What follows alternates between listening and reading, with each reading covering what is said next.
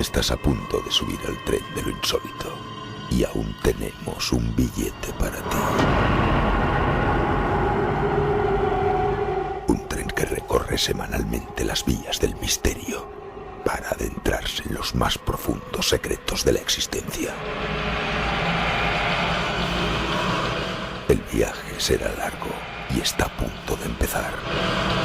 Ponte cómodo. Un viaje con destino.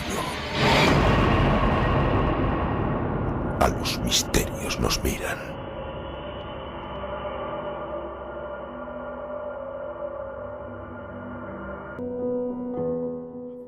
Lo cierto es que son muchas las preguntas las que nos realizamos a la hora de dictaminar sobre qué es un lugar mágico, cómo lo diferenciamos, qué hacer en ellos, para qué sirven, ¿realmente existen? Todas estas preguntas se las realizaremos a un experto en la materia como es Jesús Callejo, que nos acompañará para dar a conocer algunos de estos mágicos lugares.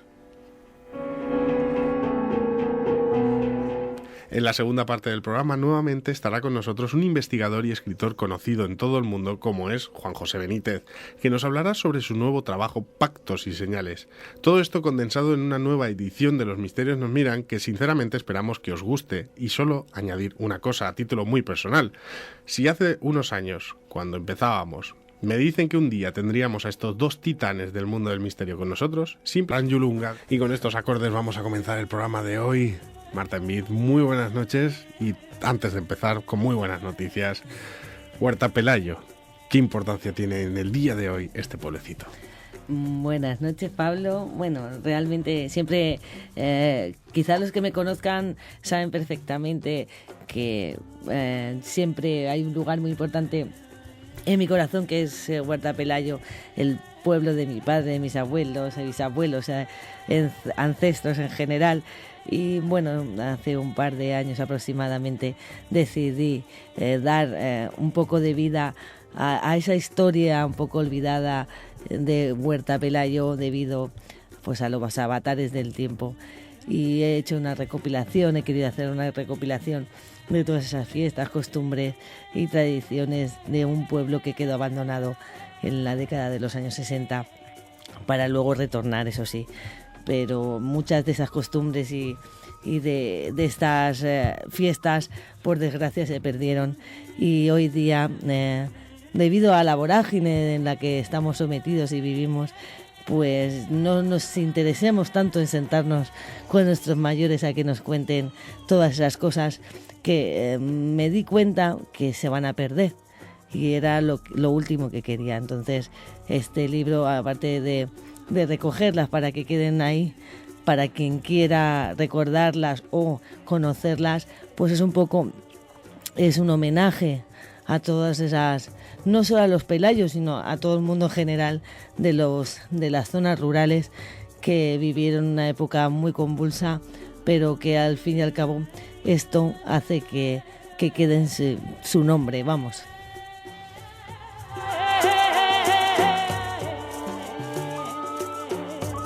Bueno, y dejamos el tema aquí porque la semana que viene le dedicaremos el tema principal a este pueblecito y a su historia y su leyenda, que ya veréis que da para esto y mucho más.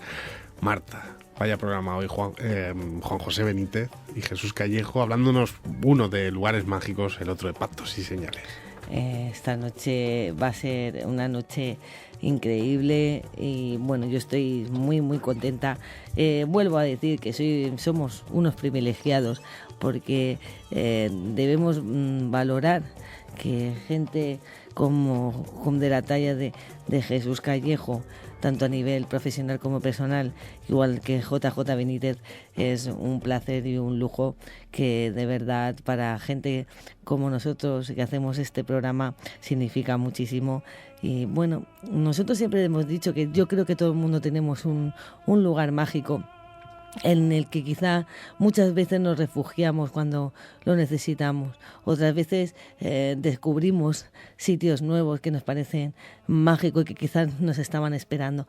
Hoy Jesús nos va a introducir y nos va a enseñar cómo detectar esos lugares mágicos, aunque muchos ya lo tengamos. Estoy segura que hay otros que nos esperan, como bien he dicho. Y en la segunda parte pues vosotros ya sabéis quién es JJ Benítez, qué significa en mi vida y en la vida de muchísima gente.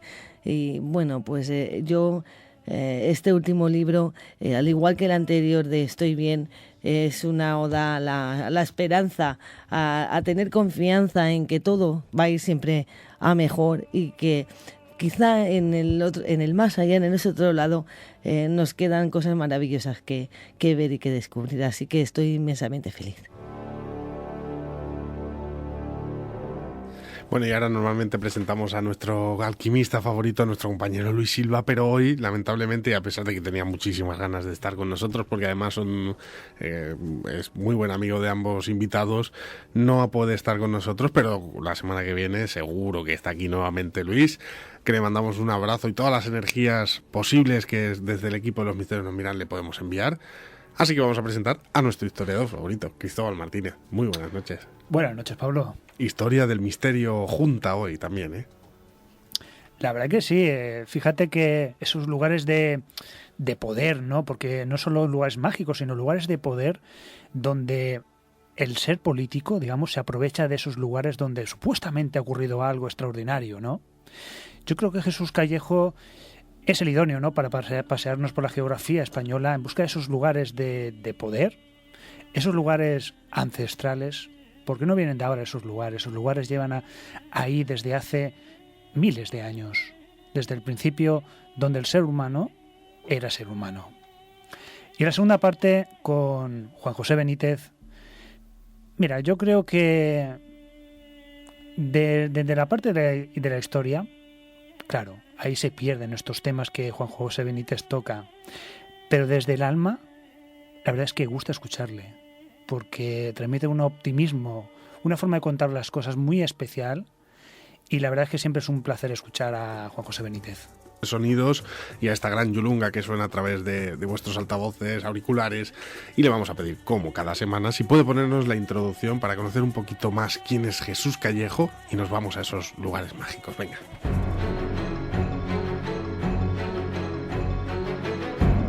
Jesús Callejo es investigador, escritor y licenciado en Derecho por la Universidad de Valladolid. A lo largo de su vida ha desempeñado diversos puestos en el Ministerio de Trabajo y Asuntos Sociales como funcionario de carrera. Pero su pasión por conocer más le llevaron a pedir una excedencia de sus funciones para dedicarse por completo a la investigación de campo. Durante muchos años también ha sido una de las voces de La Rosa de los Vientos, llegando a convertirse en una de las famosas 4 Cs del programa. Fue asesor editorial de la revista Historia de Iberia Vieja.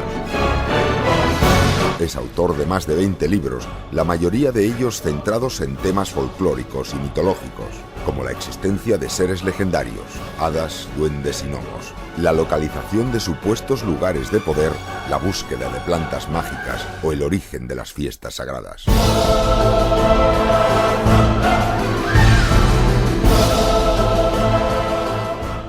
Asimismo, es colaborador habitual de las principales revistas especializadas del sector y en la actualidad es director del programa radiofónico La Escóbula de la Brújula, un programa de divulgación histórica, viajes y misterio, en el que participan grandes colaboradores de la talla de Juan Ignacio Cuesta y Carlos Canales, por citar algunos. Y hoy está aquí con nosotros. En Los Misterios Nos Miran.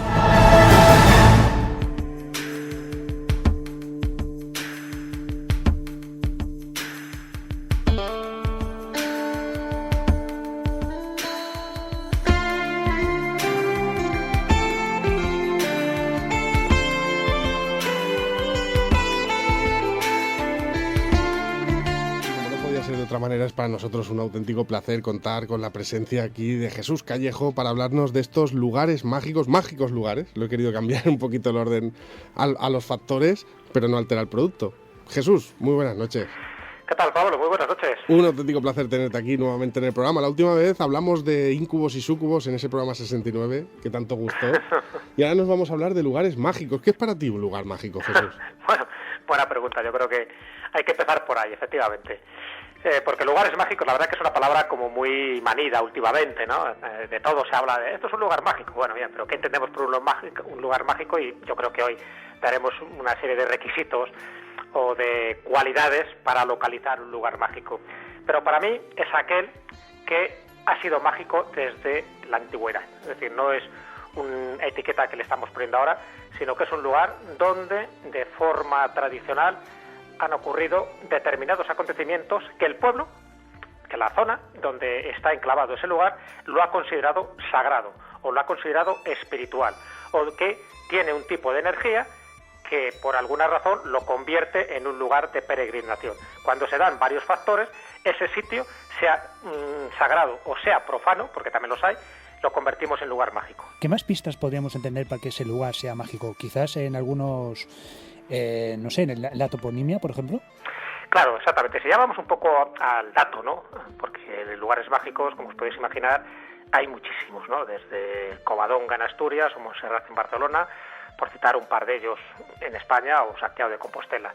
Pero es verdad, o sea, una vez que ya entramos en detalles, una vez que da un poco como esa definición genérica, ¿no? Y sui generis mía, yo creo que hay que señalar una serie de indicios para considerar que un lugar es mágico tanto como centro religioso como un lugar natural. O sea, porque también, no lo olvidemos, es decir, puede haber una construcción humana o puede ser un enclave totalmente natural, pero que también está considerado mágico por nuestros antepasados. Tú me decías la toponimia, ¿no? Me parece. Evidentemente, yo creo que en la toponimia nos tenemos que fijar muchísimo, porque ya sabes que la toponimia viene de mucho antes y normalmente muchos nombres conservan el recuerdo de sus características primitivas. Yo qué sé, el caso de Puerto de la Luz. Cuando lo analizamos sabemos que tuvo un acontecimiento lumínico y que por eso le cambiaron del Puerto de las Salinas al Puerto de la Luz. O Arroyo de la Luz, por ejemplo, o Lugo incluso, la ciudad de Lugo, en recuerdo al dios Luz, que también es un dios de la luz, un dios luminoso, un dios venerado por los celtas. O sea que es cierto que la toponimia, igual que la existencia de viejas leyendas o tradiciones, si se cuentan y están relacionadas con apariciones de todo tipo de entidades o de luces, siempre las luces son muy importantes, ¿no? Las luces tanto en forma de estrella, en forma de globo, de luminaria, de resplandor, eso siempre es muy importante también tenerlo en cuenta. Y al lado de esa toponimia, que yo creo que es fundamental, además que para mí es una pista fundamental, que gracias a eso he encontrado muchísimos lugares mágicos, porque vas rastreando, ¿no? Vas rastreando, yo qué sé, incluso desde Estella, fíjate, en Estella, en Navarra, dices, ¿por qué se llama Estella? Evidentemente viene de estrella, y cuando miras un poco la génesis de esa localización y de esa ciudad, cuando es fruto de la Reconquista, es porque también había una luminaria que estaba señalando el lugar, ¿no? Como diciendo, aquí es donde tenéis que construir y no 100 metros más allá. Y por otra parte, pues hay que fijarnos, yo entiendo que también en los escudos o los blasones heráldicos de algunas localidades, este que os acabo de comentar de Estella, pero por ejemplo en Teruel, el de Cuenca, son claros ejemplos de todo esto. Y bueno, y otras cantidad de cosas que podríamos hablar de los cultos, de los hallazgos arqueológicos, de la arquitectura insólita, etcétera, etcétera, etcétera. Lo que está claro es que según la tradición, en algunos lugares de poder, porque también es otra denominación, lugares mágicos y lugares de poder, durante determinadas fechas o momentos del día parece que se abren como una especie de pasadizos en los cuales nuestro mundo tridimensional se comunica con otras realidades, y eso es lo que propicia que aparezcan o desaparezcan determinadas entidades y lo que le convierte en un lugar espiritual, y a veces esa entidad interactúa con los seres humanos que están allí, de ahí que se formen leyendas, y esas leyendas, ya sabes que a veces desvirtuadas con el tiempo, exageradas también, pues es lo que marca o señala que ese sitio está considerado sagrado, y sagrado utilizando una palabra muy amplia que lo podríamos definir un poco como esas hierafonías, que es una palabra que utilizó en su momento Mircea Eliade, este investigador y divulgador de la historia de las religiones. Mircea Eliade decía que la hierafonía era cuando se manifiesta lo sagrado. Bueno, pues tenemos multitud de lugares, tanto en España como fuera de España, donde lo sagrado se manifiesta y, lo que es más interesante, deja huella. ¿Cómo se deja huella? Pues con un monolito, con un menhir, con una ermita, con una cueva consagrada, en fin, de distintas maneras, que lo convierta a partir de ese momento en lugar mágico y en lugar de poder, que es una variante de ese lugar mágico. ¿Hay que seguir a los lobos para encontrar estos lugares mágicos? ¿A los lobos? A los lobos. Qué buena pregunta. Pues mira, a ver, se me ocurren varias cosas, ¿no? Porque al decirme lobos me ha venido a la mente varias circunstancias, y no me refiero solo a Bailando con lobos, la película aquella famosa. Los lobos es verdad que tienen un instinto especial, igual que los perros en general, ¿no? En el fondo los lobos son como perros asilvestrados que tienen un instinto pues más depredador. Pero recuerdo, por ejemplo, que los tuareg, cuando quieren construir sus tiendas, sus jaimas, buscan precisamente dónde se asientan los perros, ¿no? Porque ese es el lugar telúricamente más positivo para ello, con lo cual eso es muy bueno, también ver los indicios de determinados animales. Los lobos siempre ha sido considerado un animal totémico en España, ¿no? En Iberia, por decirlo así, el lobo. De ahí que muchas veces las guaridas de lobos o el lenguaje que tienen los lobos, que es un lenguaje muy curioso, haya estado vinculado también con personas de poder, los loberos famosos, ¿no? Eso nos llevaría también por otros derroteros, además incluso algún juicio inquisitorial que hubo de loberos o de loberas, como Ana María García, por ejemplo, que estuvo vinculada a Toledo. Es decir, personas que tienen la capacidad de comunicarse con el lobo, que le amansan, pero que además les dicen aquellos lugares, por ejemplo, donde se pueden encontrar plantas medicinales, plantas sagradas, es decir, aquellas plantas que sirven para el mantenimiento de la vida, o incluso también para romper el hilo de la vida, ¿no? Porque también hay plantas según la dosis que puedes matar o pueden vivir. Bueno, pues es verdad que los lobos en general tiene, y que si no se lo digan a Rodríguez de la Fuente, tiene toda una simbología, tiene toda una mitología y tiene toda una leyenda alrededor de ellos que les convierten en animales sagrados, siempre y cuando tú conozcas su lenguaje. El problema es que luego, ya sabes, que el lobo siempre se ha considerado como un animal depredador al que hay que cazar, al que hay que aniquilar, y por desgracia pues eso ha ocurrido y se les tiene más miedo que otra cosa. Pero si trascendemos más, veremos que en muchas culturas, no solo en España, el lobo, igual que el águila, son animales de poder, animales de los chamanes, es decir, aquel animal que le acompaña para ver determinadas cosas dentro de ese mundo invisible que un ser normal y corriente no puede ver. Jesús, normalmente cuando pensamos en un lugar mágico tendemos a pensar que es un lugar de energía positiva, pero ¿esto siempre es así? A ver, cuando hablamos de energía positiva o negativa, sabes que son conceptos muy humanos. Es decir, lo que para ti puede ser positivo, para otra persona puede ser negativo, ¿no? Entonces eso hay que tenerlo en cuenta. ¿Qué entendemos por positivo o negativo? Hay lugares, para ser más precisos o más exactos, hay que decir que hay lugares mágicos para recargar energía, recargarte cuando estás bajo de moral, por ejemplo, que estás en una depresión, estás con melancolía, como se decía antes. Hay lugares que te recargan, pero otros sirven para todo lo contrario. Es decir, eres una persona demasiado activa, más bien hiperactiva, es una persona con mucha energía, es decir, muy rebosante de vida, y hay lugares que sirven para eso, para tomar tierra, para alejarte un poco de tu vida estresante. ¿Eso qué es? ¿Positivo o negativo? Pues depende. Efectivamente, si lo que estás es muy recargado energéticamente y vas a un lugar donde te va a dar más energía, lo más seguro que cojas un dolor de cabeza del 8, ¿sabes? Entonces, sí hay que conocer un poco la energía de cada lugar. Como término general, un poco para que los oyentes se ubiquen, los lugares que están relacionados con cuevas o que están relacionados con un río, con las aguas y tal, suelen ser lugares relajantes, es decir, lugares donde ese exceso de energía que tú puedes tener, ahí queda. Entonces, como que te equilibras. Y los lugares que están en lo alto, es decir, en las montañas, en los cerros, custodiados por esos genius loci, esos apus, como los llaman en Sudamérica, eso sirve precisamente para eso, para recargarte. Es decir, que personas que necesitan como una especie de pila voltaica natural, pues te vas a una montaña. Pero por eso digo que hay que saber muy bien primero qué tipo de energía necesitas y luego saber elegir el lugar mágico que te va a beneficiar. O sea, que no es que haya lugares buenos o malos como tal, sino que son buenos o malos en función de nuestra interactuación con el lugar o la forma de respeto que mostramos a ese lugar, porque eso también es muy importante. Hay que ir con la concienciación y con la mentalidad adecuada. Si vas en un plan agresivo, siempre se ha dicho, eso lo dicen las leyendas, que ya se encargarán los seres elementales de ese sitio, de esa cueva o de ese bosque, de hacerte un poco la vida imposible. ¿Pero por qué? Porque tu actitud no es la correcta en ese lugar sagrado, en ese lugar mágico. ¿Se acaban las supuestas energías de estos lugares mágicos? Bueno, mira, yo los tengo clasificados como lugares activos y pasivos, ¿de acuerdo? Que me parece que siempre es fruto de mi experiencia y de mis investigaciones, lógicamente.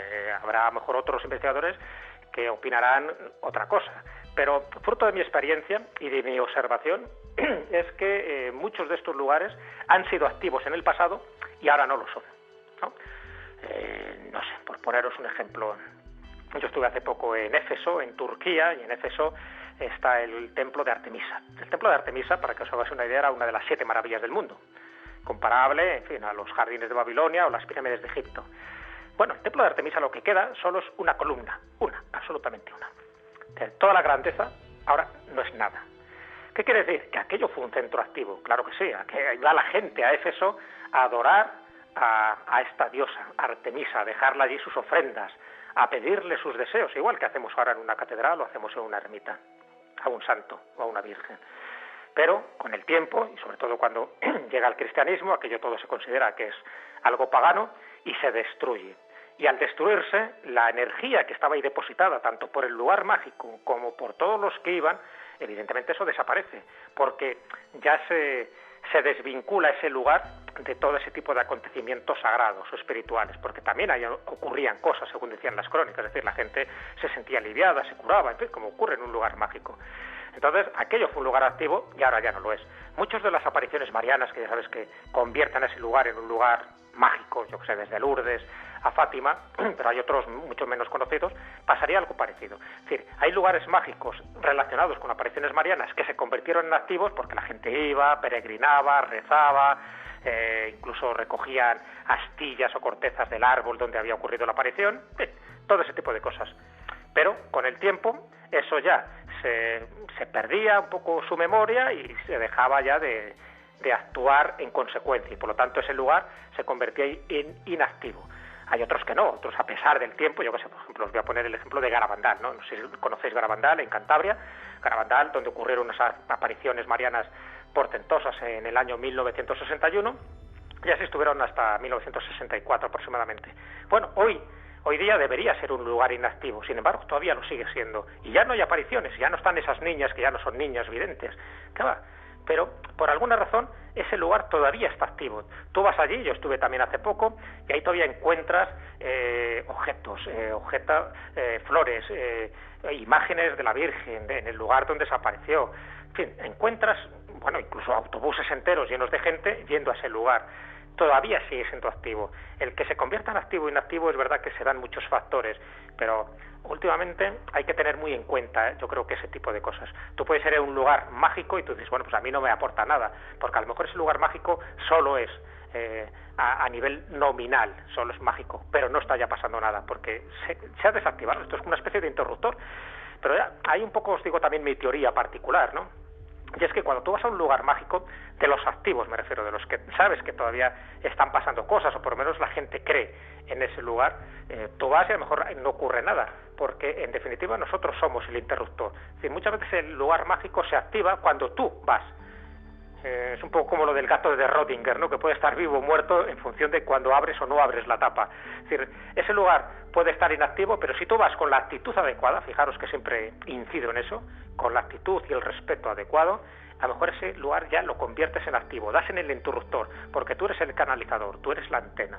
Eso es muy importante también tenerlo en cuenta, que eso en el fondo es un acto mágico, inconsciente, pero es un acto mágico porque si tú vas allí y yo qué sé, por ejemplo, meditas o rezas o sencillamente estás en contemplación con la naturaleza o con el objeto sagrado que puede ser una piedra o que puede ser una cruz con la que estés en esa actitud, pues a partir de ahí tú, para ti, estás teniendo un tipo de experiencias que te están sirviendo, es decir, has activado el lugar y te estás beneficiando del lugar. Y sin embargo, a lo mejor va otro, un hermano tuyo, un amigo tuyo, tu pareja, que no va con la misma actitud y no se entera de nada. Y va diciendo que vaya al lugar más birria, más oso, que no ha pasado nada. Bueno, pues ahí está la clave, activos e inactivos, pero siempre teniendo en cuenta que a veces somos nosotros los que activamos. Y eso yo creo que es la grandeza que tiene el ser humano cuando sabe que está en un lugar sagrado. Bueno, y a colación de esto, ¿y esto se puede incrementar si además el lugar mágico, bueno, pues eso, que lo que has comentado sobre la naturaleza y tal, que conectas, que tú también estás receptivo y con el ánimo necesario, si ese lugar es el lugar de tus antepasados, ¿es un motivo más de conexión a ese lugar mágico?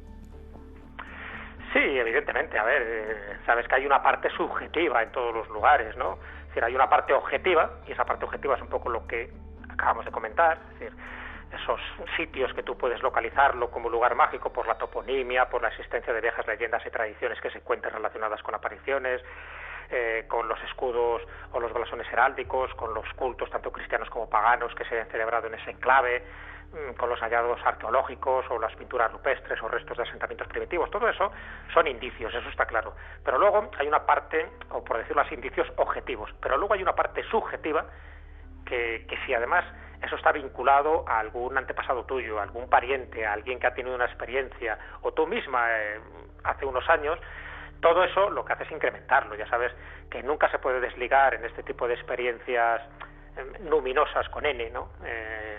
Que son diferentes de las luminosas, no se puede desligar ese componente subjetivo de que si sabes que hay algo pasó que afectó a alguien de tu familia y tal, pues evidentemente la carga emocional es una carga también energética, y la energía es muy poderosa y te puede servir tanto para bien como para mal en función de cómo lo enfoques o cómo lo canalices. Entonces está claro que se dan muchísimos componentes para convertir a un lugar como realmente mágico. Hay lugares muy anodinos, ¿cuántas veces hemos comentado o nos han dicho, no, pero es que cuando voy al campo hay un árbol que para mí ese es mi árbol, ese es un árbol maestro, ese es mi lugar sagrado, y no tiene ningún tipo de tradición y no tiene nada que lo señale como un lugar mágico, pero para ti sí lo es. ¿Por qué? Porque con ese árbol has compartido muchas cosas, te has abrazado a él, has escrito poemas, sencillamente has estado en su sombra y te has estado deleitando un poco de esa energía, ¿no? De su savia.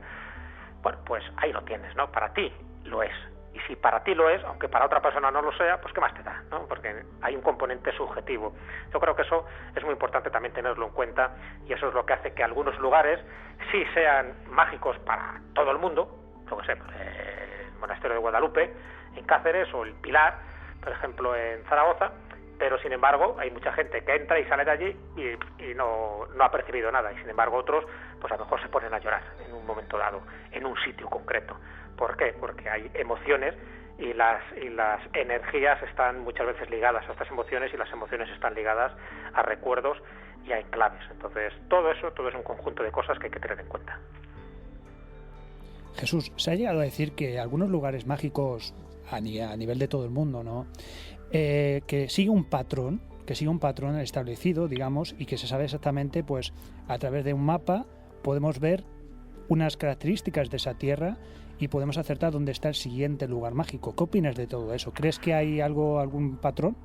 Bueno, posiblemente en algunos lugares mágicos sí que lo haya. Cuando hablamos de un patrón, es eso, que hay como un alineamiento de esos lugares, ¿no? O sea, que marcan como una figura, o sencillamente líneas rectas, ¿no? Las líneas ley estas que se hablan. Yo creo que sí, en algún caso sí. Mira, en el año 1967 hubo un investigador inglés, Alexander Thom, que era un profesor de ingeniería de Oxford, si no recuerdo mal, y él estudió unos 600 emplazamientos megalíticos en Gran Bretaña y en Francia sobre todo en la parte de Bretaña, ¿no? Y llega a una sorprendente conclusión, y es que los hombres prehistóricos los habían colocado con una asombrosa habilidad y precisión en una alineación astronómica. Claro, esto por entonces, estamos hablando de los años 60, sorprendió muchísimo, porque se pensaba, él hablaba sobre todo de menhires, de dólmenes, de cronlets. Entonces se pensaba que era fruto del azar, estaban colocados ahí como podían estar colocados en otro lugar.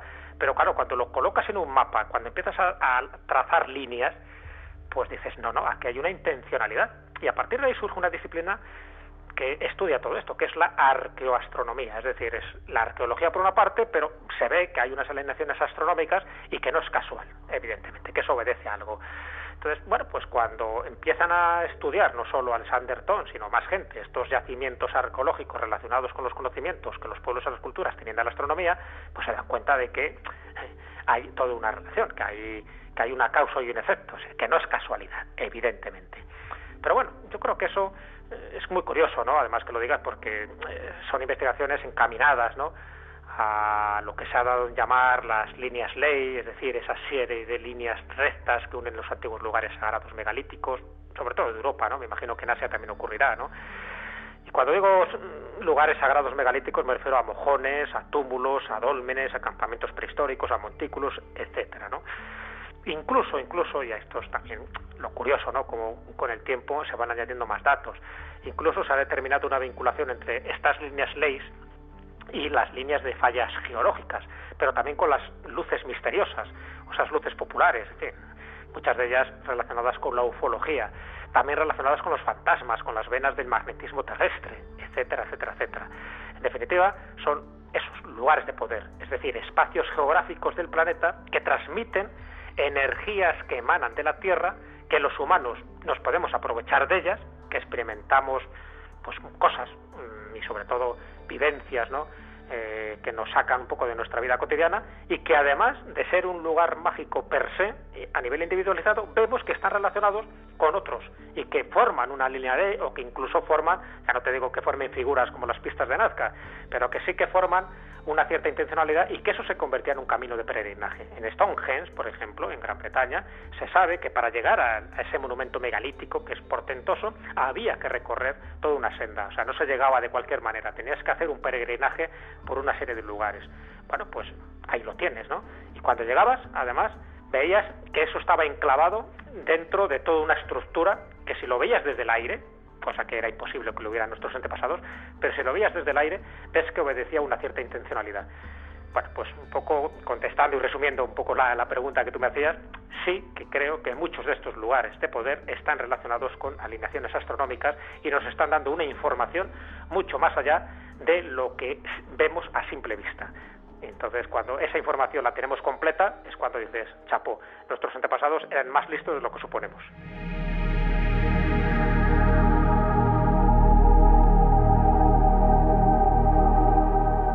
¿Se ha perdido de alguna manera la búsqueda de estos lugares para construir actualmente? Hombre, sí, porque, a ver, cuando hay tanta especulación inmobiliaria ya no vas mirando, no vas cogiendo unas varitas de zaurí, ¿no?, o de raptomante y vas buscando lugares mágicos como se hacía antes. No, ahora ya se construye donde sea y donde puedas. Eso a nivel general, ¿eh? También es verdad que en ciertos sitios, por ejemplo en Escandinavia o, por ejemplo, en México, en ciertos lugares se tienen muy en cuenta los seres elementales de la naturaleza. O sea, y esto te estoy hablando a día de hoy, o sea, no son leyendas del pasado. En muchos sitios eso además se puede ver, hay libros donde cuentan casos, bueno, bastante curiosos, ¿no?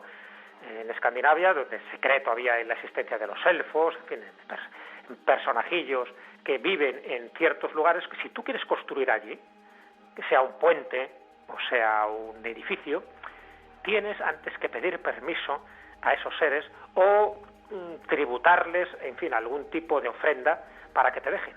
Porque si no, ya te digo, son leyendas actuales, pues al día siguiente ves que los andamios están caídos o que la parte que todavía has construido se ha vuelto a destruir, en fin, cosas de estas.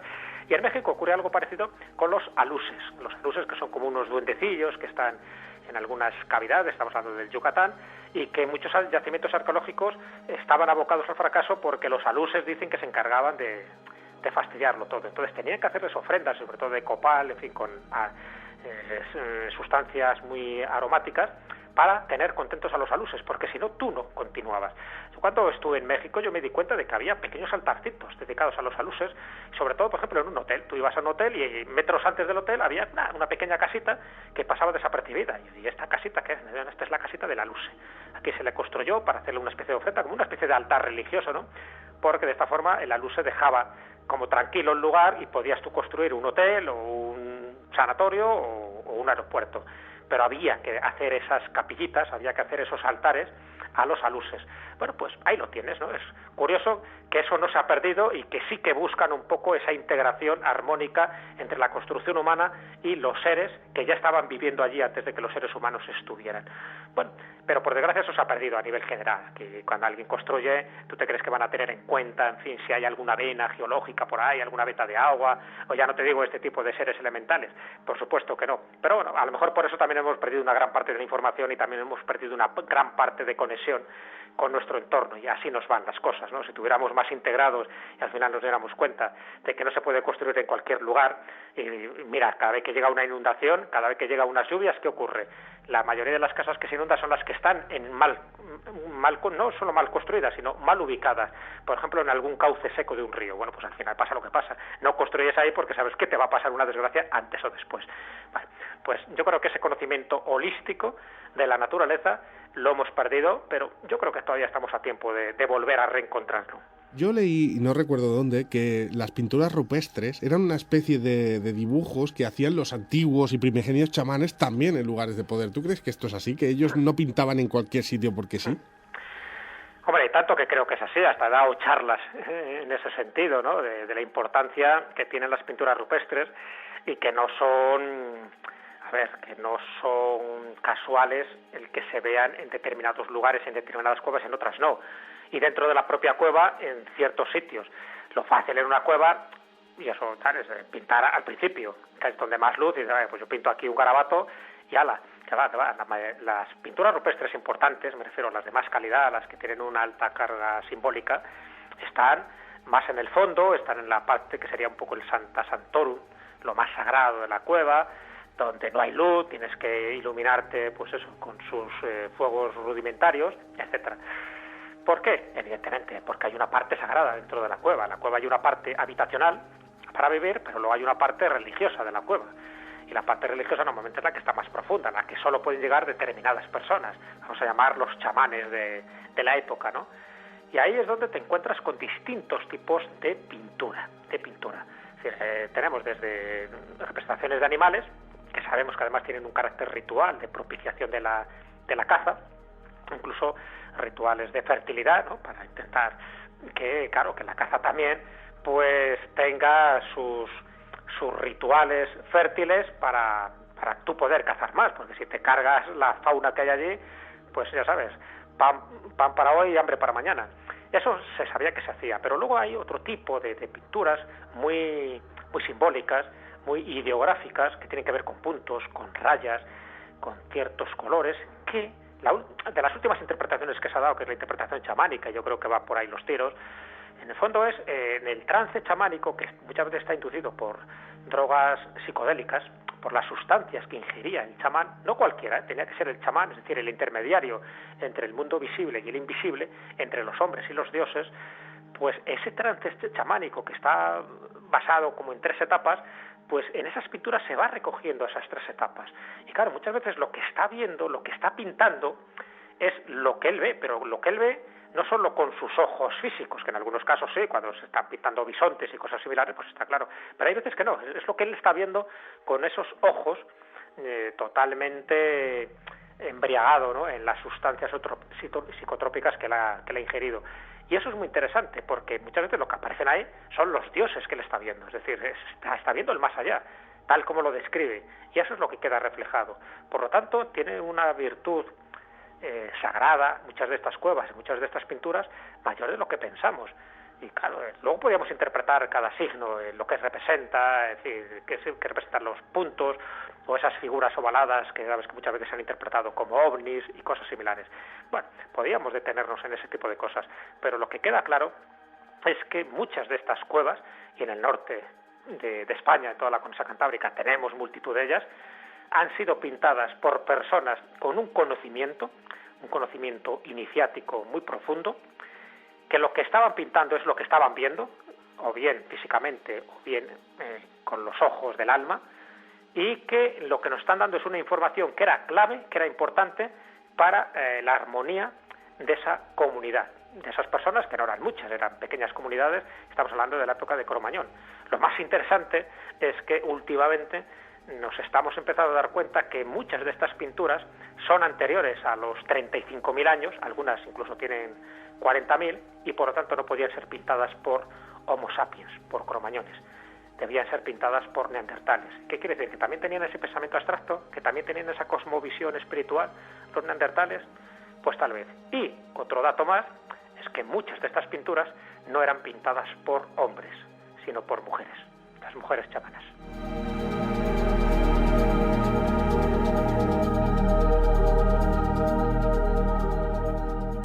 Para mí, bueno, y yo sé que para ti también, la Cueva de los Casares en Riva de Saélices, en Guadalajara, es un lugar mágico, por lo menos para mí.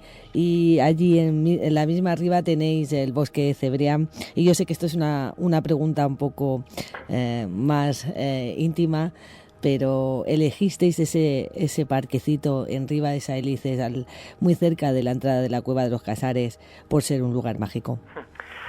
Bueno, se eligió un poco la razón, no sé si conoces un poco la historia, es que unos años antes de que muriera Cebrián, allí se había producido un incendio, un picnic de estos mal apagados, en fin, de unos campistas que lo hicieron mal, y eso arrasó un poco toda la zona, ¿sabes?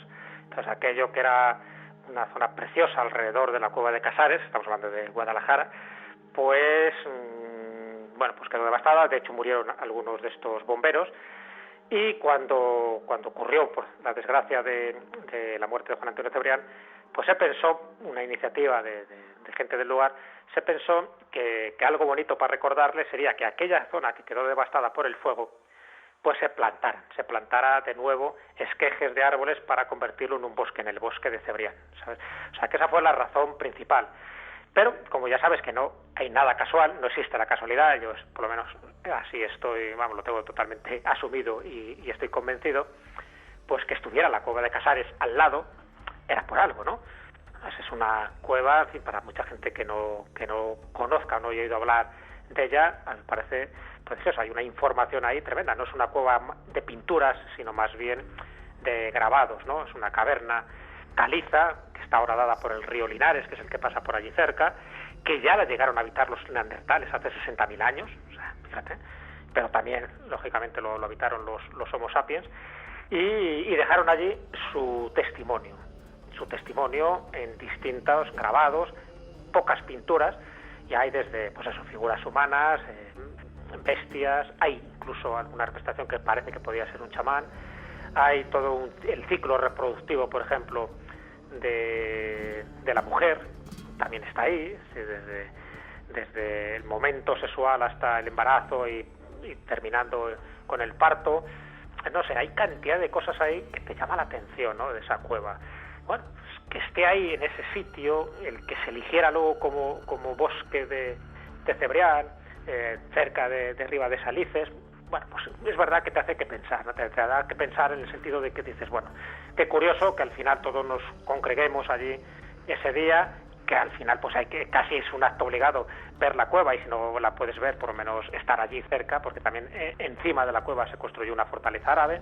En fin, son muchos elementos que nos hace pensar que aquel lugar fue sagrado, pero que se eligiera, ya te digo, en principio fue por la funesta circunstancia de aquel incendio y de aquellos bomberos que murieron, y bueno, pues de alguna forma, de una desgracia, pues ha intentado reconvertirlo en un lugar bonito, idílico, y siempre pues bajo la memoria de nuestro gran maestro Juan Antonio Cebrián. Jesús, yo tengo una duda, no sé si lo hemos comentado, pero ¿de dónde provienen todas estas energías y cómo hacemos para notarlas los que somos un poco así obtusos en estos temas? Bueno, la verdad es que, no todos tenemos las mismas sensibilidades. Yo tampoco soy de los sensibles en esto, ¿no? Hay gente que tiene, no sé, como esa conexión con las energías y las detecta, y bueno, pues sí, puede ser bueno y malo, porque también entrar a un lugar y que te desestabilice de alguna manera, pues no sé, ¿no? Pero es verdad que hay tipo de energías, algunas muy potentes, que las nota yo creo que cualquier persona, otras no tanto, ¿no? ¿Cómo detectarlas o cómo saberlo? Es complicado, ya te digo, porque hay gente que son verdaderas antenas biológicas. Yo conozco a gente que cogen un péndulo, unas varillas, y automáticamente ya están detectando lugares sagrados, pozos de agua o lugares geopatógenos, como se llama, ¿no? También para no construir ahí nada. Bueno, pues tiene esa habilidad. Yo, sin embargo, cojo el péndulo y las varillas y a mí me cuesta mucho más, porque se ve que me falta depurarme más, ¿no? Me falta todavía limpiar mis canales energéticos. Pero bueno, eso antiguamente, pues es cierto que, por ejemplo, los pueblos celtas, ¿no?, de los que tanto debemos, ellos conocían corrientes subterráneas en la tierra, las llamaban buibres, que significa culebras, que consideraban como una especie de espíritus de la tierra, y pensaban que estas buibres se deslizaban bajo el suelo marcando caminos de energía, y que convenientemente localizados y utilizados podían resultar beneficiosos para el hombre, ¿no? Bueno, pues ellos tenían sus técnicas, sabían cómo localizar estas buitres, que eran lugares tradicionalmente mágicos para los celtas, y hoy, fíjate, en Oriente se enseña la técnica del Feng Shui, que es esa ciencia que estudia las energías terrestres y el modo de beneficiarse de ellas y cómo colocar las cosas en tu casa para que haya una armonía. Bueno, en definitiva es un poco lo que hacían los celtas o lo que hacen los radomantes muchas veces cuando intentan mirar las energías que tiene una casa para colocar tu cama o ciertas cosas, ¿no? Bueno, ya sabes que Mariano Bueno, por ejemplo, es uno de los grandes especialistas en esta temática, y él no solo detecta, sino que te dice cómo poder detectar también estas cosas, porque todos en potencia somos antenas que podemos saber en qué lugares hay energías o vamos a llamarlo como microespacios mágicos para podernos beneficiar de ellos. Pero también es verdad que tenemos un poco que depurarnos, es decir, que tenemos que limpiar esos canales que yo creo que los tenemos bastante obsoletos por una parte y por otra parte pues bastante roñosos de no practicarlo, ¿no? De que hemos perdido esa conexión con el pasado, con la naturaleza que os comentaba antes, y a veces nos cuesta, sobre todo los que somos más urbanícolas, ¿no? Los que vivimos en ciudades. La gente que vive en pueblos normalmente esas capacidades las tiene más desarrolladas y las tiene desarrolladas de forma natural, igual que pasa con los curanderos, porque hay gente que cura con las manos y gente que no. En teoría todos tenemos las mismas facultades y posibilidades, pero bueno, hay gente que tiene esa habilidad y te pone en las manos y te quita un dolor de cabeza o te quita algún traumatismo que tengas por ahí, evidentemente que no sea grave. Bueno, pues todos lo podemos hacer, pero unos saben hacerlo y otros no sabemos hacerlos, o a lo mejor estamos menos sensibilizados con esto. Yo creo que es una cuestión también de práctica, de técnica, y si nos ponemos a ello, te puedo asegurar que podríamos detectar cantidad de cosas que nosotros mismos quedaríamos asombrados. Jesús, aquí en el programa tenemos uno de esos lugares que nos encanta, que es San Juan de la Peña. Nos gustan sus historias y sus leyendas. Uh-huh. Y especialmente sé que hay una historia relacionada con el escudo heráldico de Ainsa, que alguna vez te he escuchado, también alguna vez te he escuchado. ¿Nos podrías hablar un poquito de ese lugar de poder, de Ainsa, y de qué podemos encontrar en ese escudo heráldico? Pues a ver, San Juan de la Peña sabes que es un poco como el inicio también del Reino de Aragón, con lo cual eso es muy importante también tenerlo en cuenta y cómo surgen las cosas ahí, ¿no? Yo cuando he estado allí, además he estado hace muy poquito, hace pues medio año yo creo, ¿sabes? Estuve allí fotografiándolo, tenía interés en conocer más cosas y además que me informaran detalladamente, porque bueno, hay cosas que uno sabe y otras cosas que vas descubriendo, ¿no? Hombre, ya el lugar, el propio enclave donde está el monasterio de San Juan de la Peña, ya sabes que está situado ahí muy cerca de Santa Cruz de las Heros, ya es impresionante, ¿no? El que alguien construya ahí algo, ¿no? Bueno, sabemos que es el monasterio más importante de Aragón y sabemos que es tan importante porque allí ocurrieron cosas. ¿Qué cosas? Pues evidentemente cuando yo empecé a mirar un poco tanto sus escudos como sus leyendas, en fin, todo lo que hay alrededor de este sitio, tanto sus historias como sus leyendas, ¿no? Porque de hecho leyendas tienes para aburrirte allí. Sí que me di cuenta que todo estaba alrededor de ese monte mágico, que es el Monte Pano. Y en ese Monte Pano, ahí a partir de ahí es donde surgen cosas del pasado, pero antes de que se cristianizara el lugar, antes de que se construyera el monasterio, que es un monasterio románico y por lo tanto medieval, antes ya empezaban allí a ocurrir cosas. Entonces, bueno, pues para mí San Juan de la Peña sí que es un lugar mágico por antonomasia, en el sentido amplio de la palabra, por cantidad de cosas, ¿no? Que sería muy largo detallar, pero yo que sé, desde los capiteles, que me parecen capiteles prodigiosos, ¿no? Las cosas que se ven ahí, además con lo bien conservados que están, hasta, pues eso, las distintas leyendas que se han producido alrededor de este lugar y cómo se convirtió en uno de los pilares fundamentales, no solo del cristianismo, sino del Reino de Aragón, incluyendo la leyenda del Santo Grial, que ya sabes que dice que permaneció durante un tiempo en el monasterio después de pasar por distintas ubicaciones, ¿no? Estuvo pues, en Yebra de Basa, estuvo en Jaca, en la Catedral de Jaca, estuvo en muchísimos lugares, también estuvo en San Juan de la Peña, hasta que al final pues arribó al lugar donde ahora mismo está, que es la Catedral de Valencia. Claro, el que dicen que es el auténtico, ya sabes que ahora dicen que hay otro que está en San Isidro de León. Bueno, otra polémica muy curiosa y muy llamativa, pero claro, cuando en un lugar se juntan tantas tradiciones, incluso la griálica, pues hombre, da que pensar, y por supuesto para mí San Juan de la Peña es de los lugares, ya te digo, mágicos. ¿Qué lugar mágico nos recomendarías para visitar y recargar pilas y que no sea que no acceda a tanta gente tan fácilmente? Pues no sé, hay muchos, pero a ver, aparte de los conocidos, que evidentemente son los que vosotros os podéis imaginar, a mí hay algunos que me llaman poderosamente la atención, ¿no? Por distintas razones. Y muchos de ellos están en Soria. Entonces, el que os recomiendo así, a bote pronto, ¿no? Por ejemplo, sería San Baudelo de Berlanga. No sé si conocéis, algunos de los que estéis ahí, San Baudelo de Berlanga. A mí me suena por cercanía, yo soy de Calatayud. Ah, sí, bueno, pues entonces... ¿Pero has estado allí? No, me suena por habitante de cercanía. Tienes que, además creo que está declarado Monumento Nacional. Bueno, San Baudelo de Berlanga es una pequeña ermita.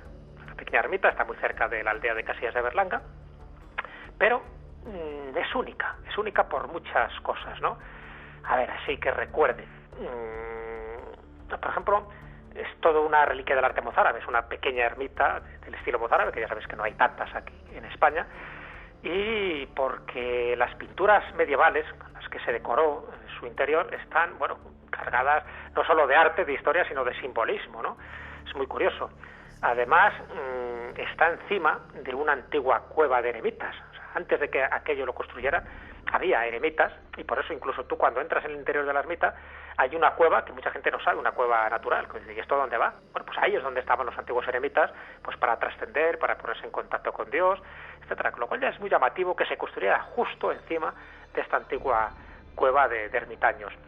Ha servido de inspiración para muchas novelas, ¿no? Ha inspirado a poetas como Gerardo Diego, por ejemplo, que tiene un poema dedicado a San Baudelo de Berlanga. Y lo que se ha llamado siempre la Capilla Sixtina del Románico Castellano, que está en función de estas pinturas que os acabo de comentar, que además sufrió un expolio vergonzoso a principios del siglo XX.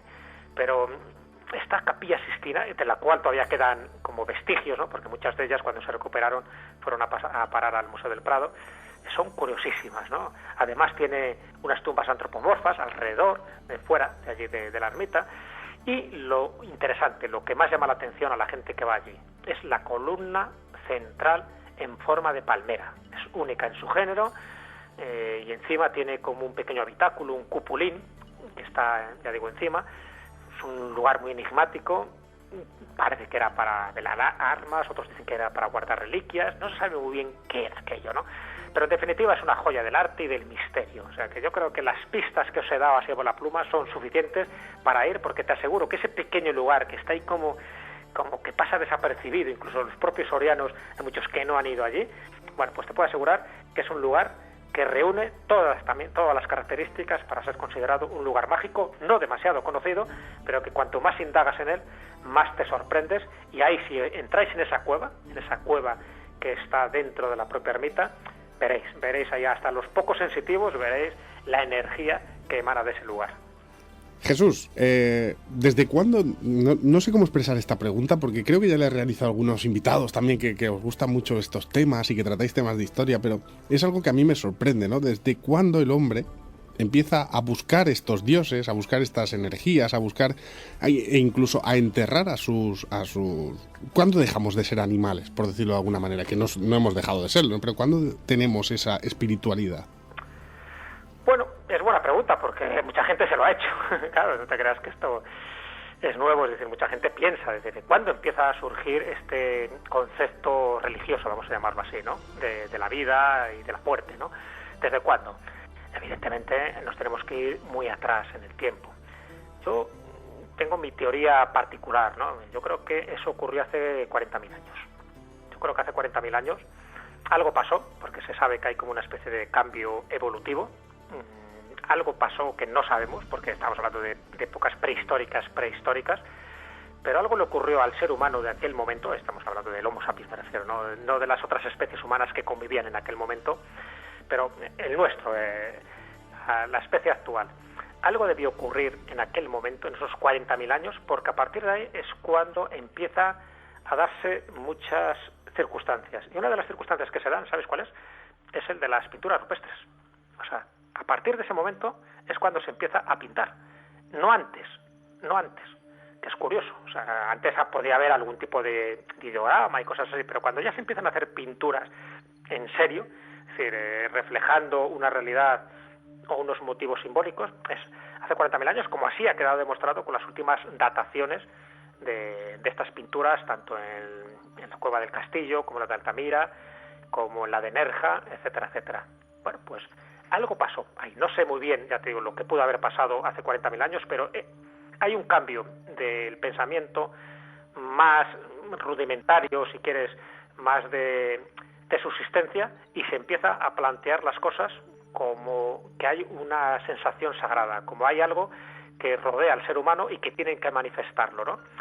Entonces, claro, cuando tú sabes que hace 40.000 años se empiezan a elaborar estas pinturas, y además los últimos ejemplos datan hace 12.000, que son también prodigiosos, pero desde hace 40.000 años, sobre todo en Europa, que en ese momento se empiezan a dar, por lo menos de lo que nosotros tenemos constancia, ¿no? Se empiezan a dar circunstancias que nos hacen suponer que el pensamiento del hombre cambia, pero en sentido trascendental. Es decir, es cuando nos refleja que ellos creen que hay una especie de más allá, es decir, hay enterramientos colectivos donde indica una clara intencionalidad religiosa, y a partir de ahí, ya digo, sí que se empieza a notar que algo está pasando. El pensamiento abstracto, religioso, espiritual del ser humano da un giro, igual que algo pasó también hace 12.000 años o algo pasó hace 5.000 años.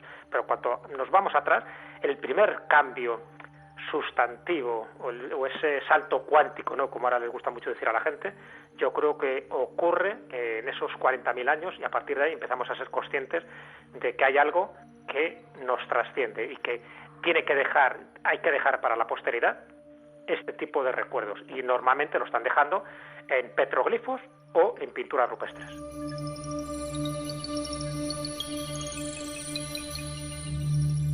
Bueno, Jesús, pues ha sido un auténtico placer. Yo creo que hemos hecho un buen recorrido por estos mágicos lugares, hemos dado un poco a entender y a conocer cómo encontrarlos, que es algo importante, porque yo soy, ya te he comentado antes, un obtuso para verlos, y creo que es un buen inicio para esa gente que quiera iniciar la búsqueda de estos lugares. Pues esa es la idea. Yo creo que es dar una serie de pistas. Evidentemente no tenemos respuestas para todas las preguntas, pero sí las pistas suficientes para darnos cuenta, yo creo que de dos cosas que son fundamentales, y es que los lugares mágicos existen y que siempre lo importante es el lugar. No lo olvidemos. El lugar es lo que está marcando que luego haya un dolmen, que haya una ermita o que haya una catedral. El lugar es más importante de lo que pensamos, pero hay que saber cuál es el lugar que a nosotros nos puede afectar o nos puede condicionar. Así que bueno, si esto ha servido, encantado de la vida. Y nosotros también, como no puede ser de otra manera, te escuchamos como siempre en la Escóbula de la Brújula. Muy bien. Pues programazo que siempre recomendamos desde aquí. Y ahora dentro de poquito, junto a Carlos Canales, van a sacar de nuevo su libro Seres y lugares en los que Stone cree, así que podéis reservarlo en la página web. ¿Es así, Jesús? Así es. Hay una pequeña campaña ahora de prescripción del libro para saber todos aquellos que lo quieren, porque va a ser una edición muy limitada de 500 ejemplares numerados y firmados, y entonces, pues claro, al ser tan pequeña la edición que estamos haciendo, pues aquellos que se quieran apuntar a la página web, que lo encontrarán ahí poniendo seres y lugares en los que usted no cree, pues le mandaremos luego ya el libro dedicado y bueno, y con la idea de que aporte también algo nuevo un poco a este panorama del misterio, porque también siempre está actualizado. Es una nueva edición con algunas cosas nuevas que hemos añadiendo, porque sabes que son libros que se van formando con el tiempo a medida que nos vamos enterando de nuevos datos. Pues Jesús, un auténtico placer haberte tenido aquí en Los Misterios Nos Miran. Un placer también para mí, de verdad.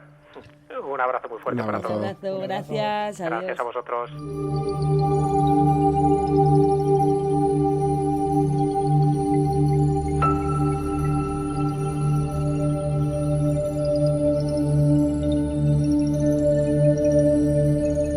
Estás escuchando.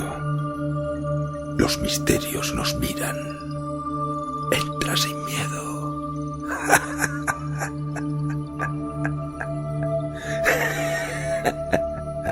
Hemos escuchado a Jesús Callejo, que nos ha recomendado lugares mágicos, cómo conocerlos, cómo distinguirlos a las personas que somos un poco cortitas en estas cosas, y desde luego es como siempre una clase magistral de Jesús Callejo, que bueno, como siempre es una enciclopedia y lo tendremos guardado para encontrar esos lugares mágicos. Y ahora nos vamos a hablar con otro grande, como es el gran investigador, gran escritor, Juan José Benítez, que ha sacado un nuevo trabajo, Pactos y Señales, aún más profundo si cabe que el último que presentamos, que además tuvimos la primicia de presentar, Estoy bien. Así que vamos a escuchar la introducción de Nuestra Voz de las Tinieblas y vamos con Juan José Benítez. Pactos y Señales. Prosigue la titánica senda investigadora que JJ Benítez emprendió hace más de 4 décadas. Probar la existencia del más allá. A partir de los pactos establecidos entre 2 personas y la muestra explícita en forma de señales que nos llegan a través del universo, y que uno de los 2, ya en el más allá, manifiesta al otro como prueba irrefutable de que hay vida después de la muerte. Cada capítulo está dedicado a exponer un caso que, como es habitual en la obra de JJ Benítez, se basa en sorprendentes testimonios. Más de 200 pruebas de personas que han recibido y sabido interpretar estas señales y que nos enseñan a reconocerlas para dar sentido a nuestras vidas. Así veremos que las señales son muy diversas tanto como su significado, y que cada persona alberga el poder para interpretarlas de manera correcta.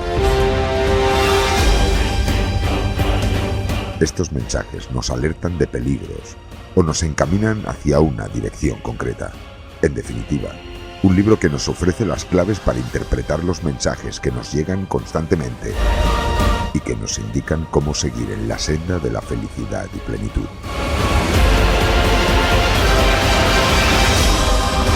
La última novedad de JJ Benítez es el resultado de su compromiso personal con los lectores.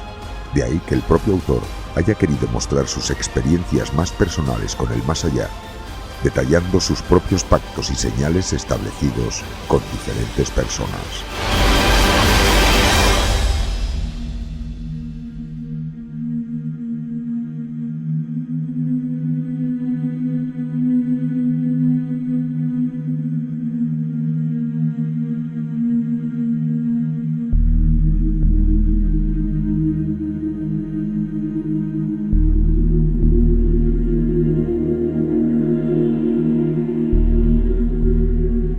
Está con nosotros Juan José Benítez nuevamente aquí en Los Misterios Nos Miran y es un auténtico placer contar con su presencia. Muy buenas noches, Juan José.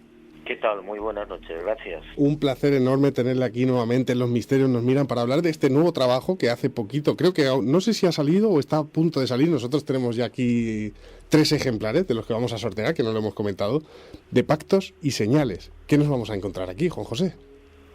Pues bueno, es una investigación larguísima también, de muchos años, y que de alguna manera está vinculada a mi libro anterior, a Estoy bien.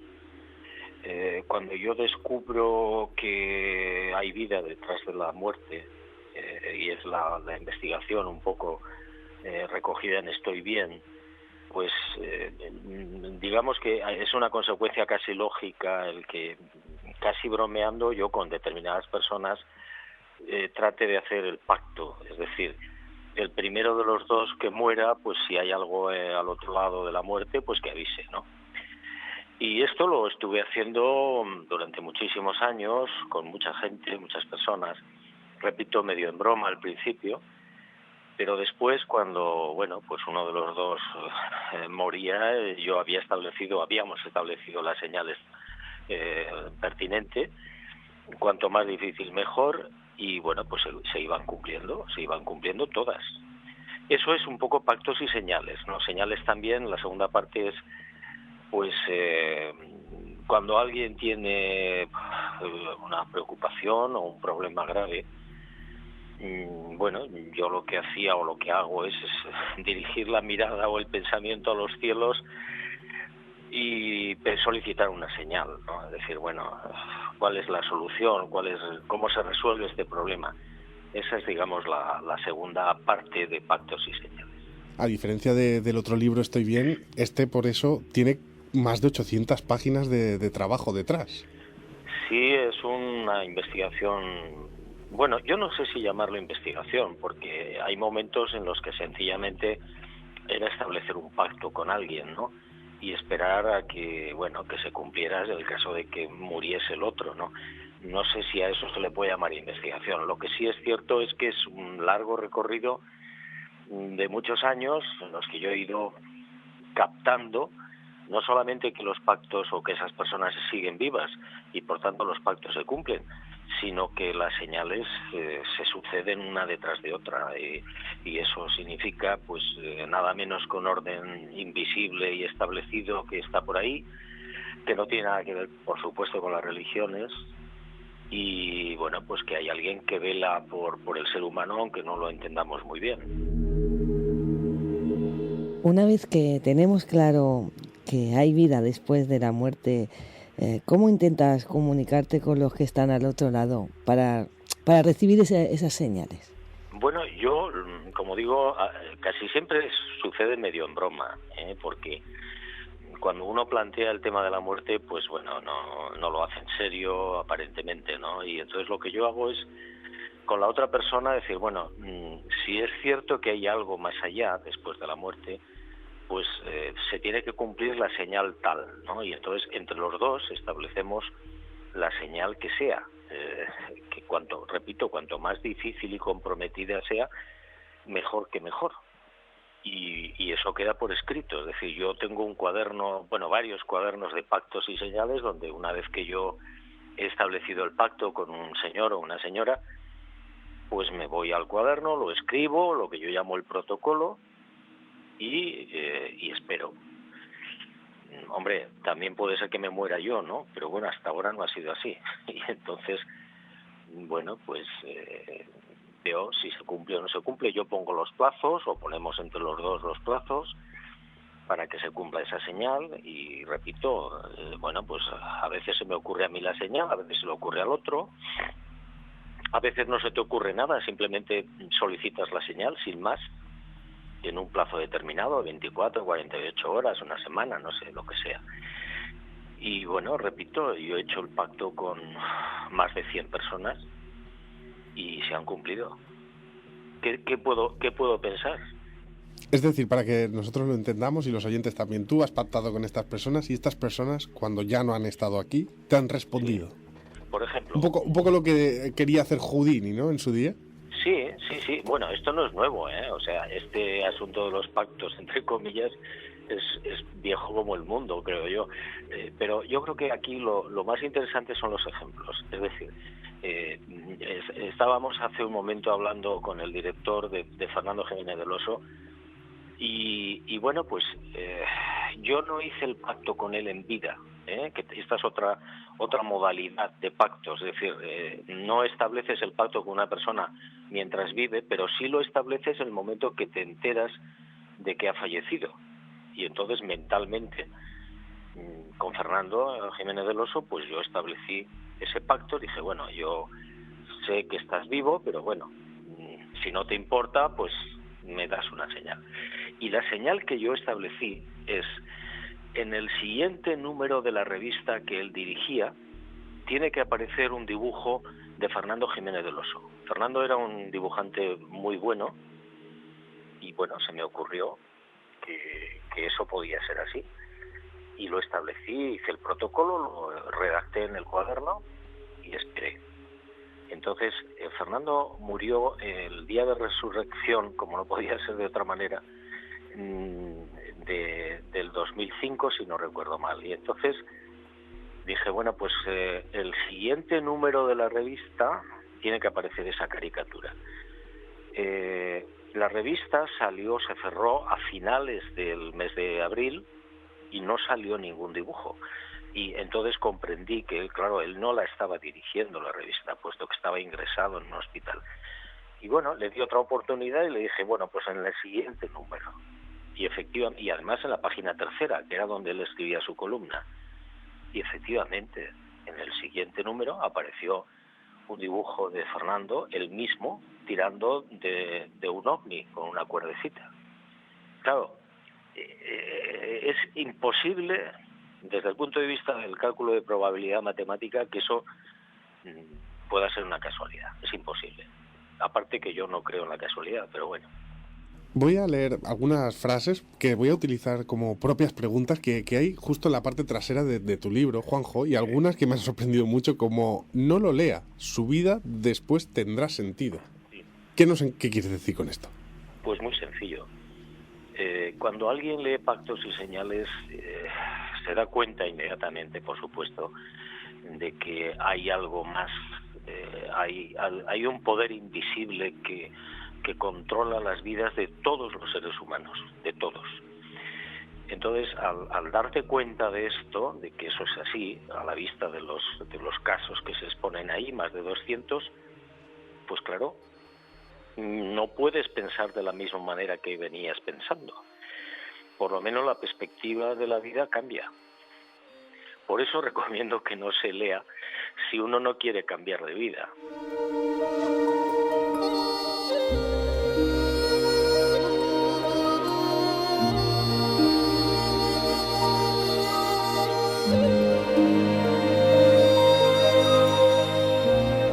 Vamos a leer otra frase que me ha gustado mucho, que dice: el primer libro de Juanjo con música.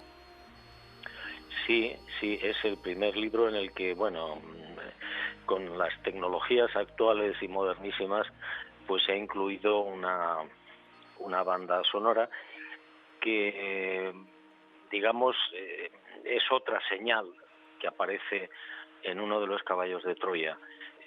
Cuando en el caballo 9 se habla de el prodigio de Caná, del agua y del vino, pues aparece una secuencia numérica en ese caballo 9 que, bueno, pues yo la verdad el mayor no explica qué significa, y yo tuve la intuición al recibir esa información de pasarla a una serie de especialistas a ver si alguien sabía, sin decir de dónde procedía, en qué consiste o en qué consistía esa secuencia numérica. Y mi sorpresa fue cuando uno de los especialistas me dijo que eran notas musicales. Inmediatamente se lo pasé a los músicos y los músicos compusieron, orquestaron esa secuencia numérica en una melodía que es la que aparece en el libro, en uno de esos sellos de las nuevas tecnologías. Claro, tienes que entrar a conocer toda la historia de la secuencia numérica de Caná, ¿no? Pero evidentemente es una señal maravillosa, ¿no?, de los cielos. En tu libro también dedicas una parte a tu anillo de plata 0 palo 0, pero no es un hecho aislado, es decir, desde el día que apareció en tu vida, en muchas más ocasiones has recibido señales con esta característica de 0 palo 0, ¿es así? Sí, muchas veces. Yo ya tengo casi un romance con el 101, con el palo 0 palo. Se ha convertido, después de tantos años, pues con una especie como de aviso, ¿no? O de advertencia, o de estate tranquilo, todo va bien. Es decir, como si alguien en el otro lado, ese mundo invisible y maravilloso, pues te proporcionara la visión del palo 0 palo en una calle, en una matrícula de un coche, o donde sea, como un guiño, ¿no? Como una señal. Y me han sucedido muchas cosas a cuenta del palo 0 palo. Estaba recordando ahora un suceso en Rusia, donde, bueno, estaba yo caminando por una ciudad, San Petersburgo, y me llamó la atención en un coche el palo 0 palo. Lo vi y es como si alguien te pusiera en alerta, ¿no? Y efectivamente a los 5 minutos trataron de robarme, sin mayores consecuencias porque no lo consiguieron. Pero luego dije, caramba, es como si alguien maravilloso, increíble, a través de ese símbolo, pues te estuviera advirtiendo, atención, ¿no? Juanjo, el que lea este libro va a encontrar casi unas memorias en él. Pues sí, hasta cierto punto, ¿no? Por eso casi está entrecomillado. No es que sean unas memorias, no, pero hay parte de mi vida, sí. Es decir, situaciones en las que yo me he visto muy involucrado, de tipo personal, problemas, en fin, aventuras, de todo tipo, ¿no? Y pues sí, hasta cierto punto sí son unas memorias. Es que estoy leyendo frases para podértelas preguntar porque me parecen casi todas las que pone en la parte trasera del libro, que me parecen muy lapidarias. Dice, si entra en el juego de las señales, usted se hará rico. Sí. Pero rico no solamente en el sentido simbólico, sino rico de verdad. Es decir, cuando uno entra en este juego, entre comillas, increíble de las señales, y se da cuenta de que, repito, de que todo está ordenado, aunque no lo entendamos, la seguridad que te proporciona esta historia es tal que no tienes ningún problema a la hora de ejecutar cualquier tipo de operación material. Es decir, incluso te refugias, ¿no?, en ese orden maravilloso para saber cómo tienes que actuar, siempre que no sean cosas frívolas, es decir, que sean cosas importantes. ¿Todo el mundo podemos recibir o recibimos ese tipo de señales? Todo el mundo, el 100%.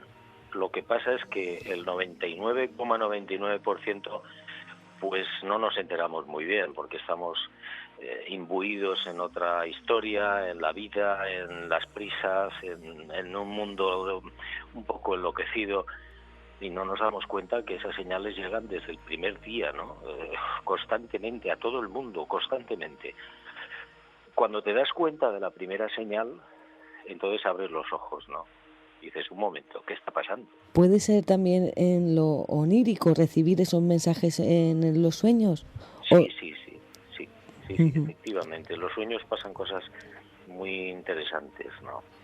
A veces las señales llegan a través de los sueños, sí, por supuesto. Quizás una manera de darnos más un toque de atención, ya que a lo mejor en el día a día, por justamente lo que mencionas de estar sumidos en el día a día, en el caos y todo eso, no nos damos cuenta, y quizá es otra vía que se utiliza para que podamos recibirlo con mayor claridad. Sí, yo siempre he dicho que los sueños son el patio de atrás de la divinidad, ¿no?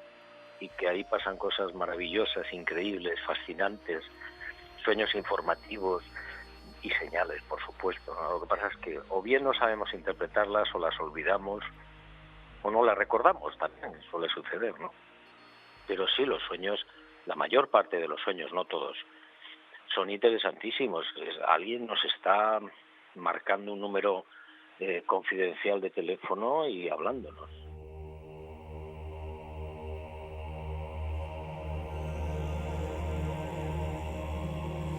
Sí. Hay una cosa que también que normalmente pasa, que por desgracia lo he vivido en la familia, que normalmente cuando en una familia alguien muere, hay un bebé o que acaba de nacer o está en camino. Esto también sería parte de esos pactos y esas señales, quizás, de ese otro lado, como algunos lo entienden.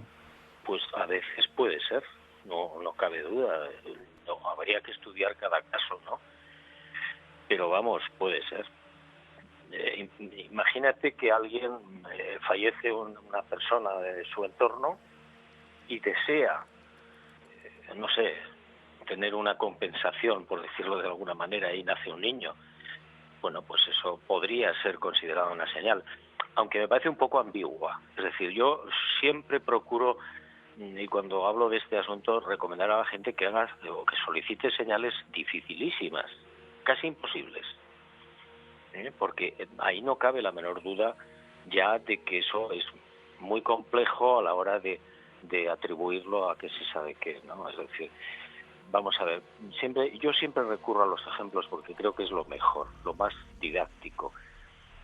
Yo tengo un amigo en la Guardia Civil en Madrid, en Barajas, y entonces este hombre con el que yo había tenido una cierta relación por el tema del fenómeno OVNI, etcétera, habíamos hecho investigaciones juntos. Un día, leyendo un libro mío por la noche, pues resulta que se quedó pensativo y dijo, a ver, esto que escribe Juanjo Benítez, ¿puede ser cierto? Todo esto que él comenta y tal. Y dijo, bueno, pues le voy a pedir una señal a Dios. Entonces el hombre, antes de irse a la cama, dijo, vale, era un 23 de febrero, si no recuerdo mal. Mañana 24, cuando yo vaya a trabajar al aeropuerto, Juanjo Benítez va a aparecer por allí y va a preguntar por mí. Claro, inmediatamente este guardia dijo, bueno, esto es casi imposible o imposible, es decir, qué tonterías estoy planteando, ¿no? Pero bueno, ahí se quedó la cosa. Al día siguiente se fue a trabajar y al día siguiente, 24 de febrero, yo aparecía procedente de Estados Unidos en Barajas. Y al llegar al control de pasaportes, no me digas por qué, yo le pregunté al funcionario si conocía a fulanito, Rufino Ortiz concretamente, porque está en el libro con fotografía incluso. Entonces el hombre llamó por teléfono a su despacho y me dijo, no contesta nadie, probablemente no esté o estará por el aeropuerto. Y dije, bueno, pues ya lo saludaré en otra ocasión y me fui para Cádiz. Cuando este hombre recibió el aviso de su compañero, pues casi se desmaya, ¿no? Eso es una señal químicamente pura desde mi punto de vista. Es decir, ahí es muy difícil atribuirlo a yo que sé a qué, ¿no? En los últimos tiempos estamos viendo quizás a un Benítez reivindicando ese optimismo, ¿no? Que detrás de la muerte hay esa vida, ¿no? Quizás no sé si ha habido un cambio en tu vida espiritual o has entendido algo que hay detrás, aparte de estos pactos y señales que nos estás dejando claro que ha pasado y están pasando. ¿Cuándo fue el cambio de ese que Benítez se dio cuenta de decir, aquí hay algo más? Bueno, es muy antiguo, ¿eh? Es decir, otra cuestión es que yo no haya publicado nada al respecto, o muy poco, ¿no? Pero yo empecé estas investigaciones en el año 68, es decir, antes incluso que empezara a estudiar el fenómeno OVNI o de los grandes misterios. Y a partir de ahí yo continué las investigaciones, me di cuenta al poco de que era cierto, de que después de la muerte hay vida. Lo que pasa es que nadie te explica esto, o muy poca gente habla del asunto, son muy minoritarias los grupos que hablan de estos temas. La mayoría de la gente no le tiene miedo, no sabe qué es lo que va a pasar, ¿no? Pero yo, a las pocas investigaciones, me di cuenta de que eso era un fenómeno real, que no entendemos, de acuerdo, que no nos lo dicen, de acuerdo, pero que está ahí.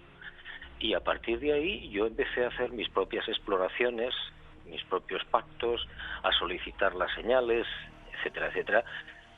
Entonces llega un momento en que, bueno, pues que estás absolutamente convencido, y fue cuando yo dije, bueno, esto hay que sacarlo a la luz, yo no me lo voy a guardar, porque es oxígeno puro.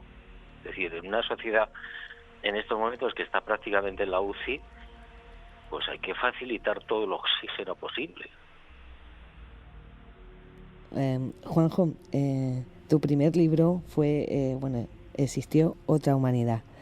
Es curioso, pero tanto tiempo después, hace poco, también recibiste una señal respecto a este libro tuyo.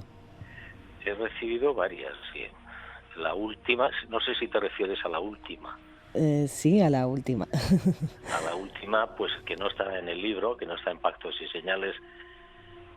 Primero porque llegó un poco más tarde, ya el libro estaba en imprenta, y segundo porque me dio cierto pudor, ¿no? el sacarla. Pero yo recuerdo que el día 31 de enero pasado, pues fallece José Manuel Lara Bosch, el patrón de Planeta, y bueno, pues yo estaba en el norte, en Bilbao, y no había hecho el pacto con él, entonces lo hice mentalmente, ya muerto, y le dije, bueno, si estás vivo, si estás en donde yo creo que estás, pues por favor dame una señal. Entonces yo establecí la señal siguiente. Este año, en septiembre, se cumple el 40 aniversario de la publicación de Existió otra humanidad.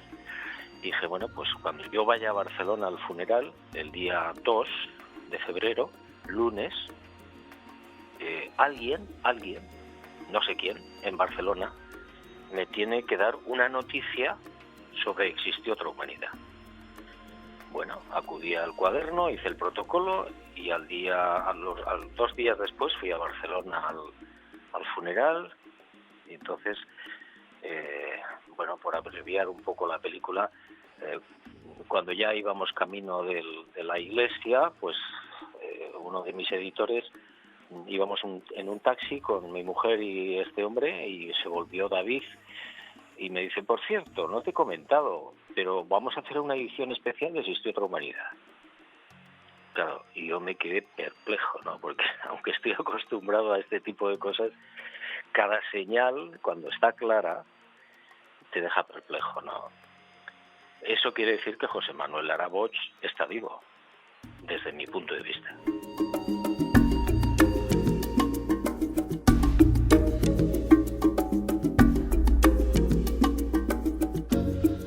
Yo te voy a seguir leyendo, me vas a permitir, Juanjo, las frases lapidarias que aparecen detrás de tu libro, porque es que es prácticamente un libro dentro del propio libro, con ellas. Juanjo no tiene la verdad, lástima. ¿Qué significa esto? Bueno, eso significa que ojalá tuviera la verdad, ¿no? No, yo creo que la verdad es inalcanzable para el ser humano, y hay que tener mucho cuidado con quien dice que posee la verdad. Lo que hay que hacer es salir corriendo, porque estas personas son muy peligrosas. Entonces, ojalá tuviera la verdad, ¿no? Ojalá Pactos y Señales fuera la verdad, pero no me atrevo a decir tanto, ¿no?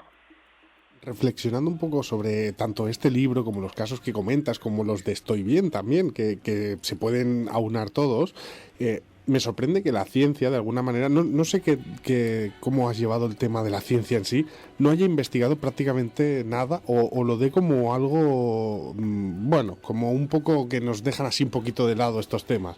¿Por qué crees que aún y a pesar de que hay tantas pruebas, o al menos esto que nos presentas tú, ¿por qué crees que no le hacen ningún tipo de caso a la ciencia? Pues porque la ciencia es muy pudorosa, y entonces si el colectivo de la ciencia no se involucra y si no participa en ese tipo de investigaciones, los científicos se mantienen al margen. Si en estos momentos, para los científicos en general siempre hay honrosísimas excepciones, por supuesto, pero en general para el colectivo de la ciencia lo que no hace currículum no sirve. Entonces, investigar el fenómeno OVNI, por ejemplo, pues no me interesa para nada, ¿no? Y sin embargo es un fenómeno absolutamente cierto y en el que, bueno, pues los militares lo saben casi todo, ¿no? O en el fenómeno de la muerte o en el fenómeno del más allá, exactamente igual. A la ciencia no le interesa lo que no le sirva, ¿eh? Y lamentablemente, pues es así. Es decir, hay fenómenos de después de la muerte que son absolutamente ciertos y comprobados 1000 veces por testigos que son muy fiables o totalmente fiables, y la ciencia, bueno, pues eso no hace currículum. Da la sensación, por lo que comentas y por lo que se lee tanto en tus investigaciones como en algunas otras que han aparecido, de que la ciencia no quiera decir que de verdad realmente existe un más allá, si es que realmente existe un más allá, por un poco de miedo también, ¿no? De que la sociedad diga, bueno, pues yo no voy a hacer nada, o me voy a suicidar aquí porque estoy mal, y como sé que hay otro lado que puedo estar mejor, pues yo me suicido, y no sea un poco globalizado esta idea de que científicamente, al comprobar que hay un más allá, la gente pues diga, pues yo porque voy a estar aquí sufriendo. ¿No te parece que también puede ir un poco por aquí los tiros? Sí, pero lo más importante es que la ciencia no puede llevar al laboratorio este tipo de experiencias. Es muy complicado. Es decir, cuando alguien dice, he visto a mi padre que estaba muerto, o a mi abuelo, y me ha hablado, y me ha contado no sé qué, y además la alfombra sobre la que se ha presentado o el cuadro que estaba detrás se han quemado. La ciencia, eso es muy difícil de llevar, de someterlo al método científico. Es decir, sí puede someter al método científico el examen del cuadro o de la alfombra que están quemados, pero ahí se termina. Es decir, la ciencia no puede garantizar que lo que dice esa persona sea cierto, aunque yo le crea o todo el mundo le crea. Científicamente no lo puede llevar al laboratorio. Ese es el problema fundamental. Pero además está el problema que tú planteas y el problema de que eso no está bien visto.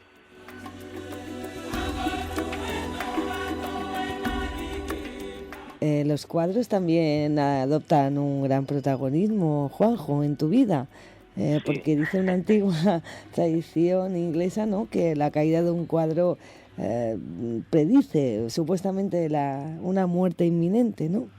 Sí, yo al principio lo tomaba pues casi un poco a risa, ¿no? Es decir, bueno, pues los ingleses desde hace muchísimos siglos hablaban de este asunto y yo no le presté atención, hasta que un día en mi casa se cayó un cuadro, se cayó otro cuadro y efectivamente al día siguiente o 2 días después murieron 2 amigos míos. Blanca, mi mujer, tuvo un accidente bastante importante con una planeadora.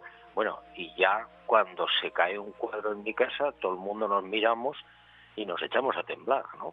Y efectivamente, es que es así. Es decir, estoy hablando de hace 2 semanas, donde se produce la caída también súbita de un cuadro, y eso que mi mujer ha revisado las alcayatas todas, una por una, para evitar esto, ¿no?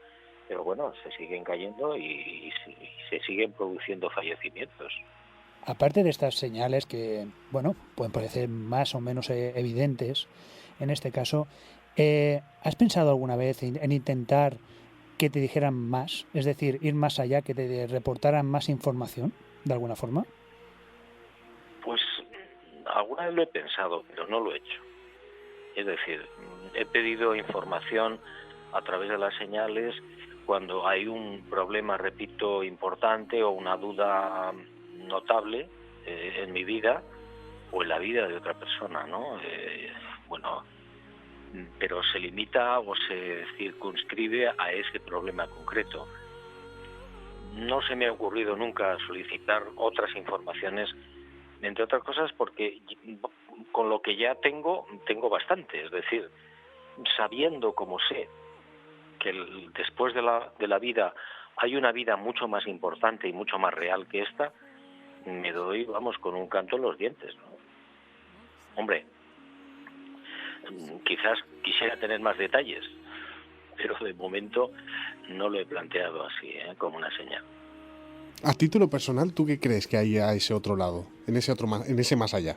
Pues yo estoy convencido de que hay una vida física en un lugar que la tecnología humana todavía no ha descubierto y por tanto no podemos acceder a él, de la misma manera que, pues América estuvo ahí siempre y nosotros hasta el siglo XV oficialmente pues no supimos, ¿no?, que estaba ahí. Bueno, pues con esos mundos o esas dimensiones desconocidas para nosotros pasa lo mismo. Es decir, cuando uno muere aparece en otro sitio físicamente, no sabemos cómo se produce, eso es lo que técnicamente no conocemos, y sigue vivo, seguramente durante un tiempo, entre comillas, porque yo creo que ahí no hay tiempo, con un cuerpo físico que luego irá evolucionando, irá desapareciendo dicho cuerpo hasta que queda uno convertido en pura inteligencia, ¿no?, o en pura energía, no lo sé. Y será un mundo como este al principio. ¿Por qué? Pues yo pienso que Dios es siempre muy económico, ¿no?, y no da sustos. Es decir, cuando uno pasa de aquí a esas dimensiones distintas o a esos mundos diferentes, lo lógico es que pase a un mundo muy parecido a este, hasta que te vayas acostumbrando. Esa es mi idea. Entonces, Juanjo, ¿qué es esto a lo que llaman vida? ¿Qué es esto?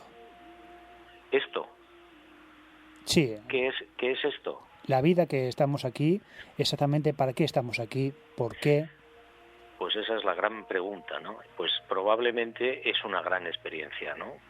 Corta, larga, mediana, no lo sé, depende de cada contrato, como digo yo.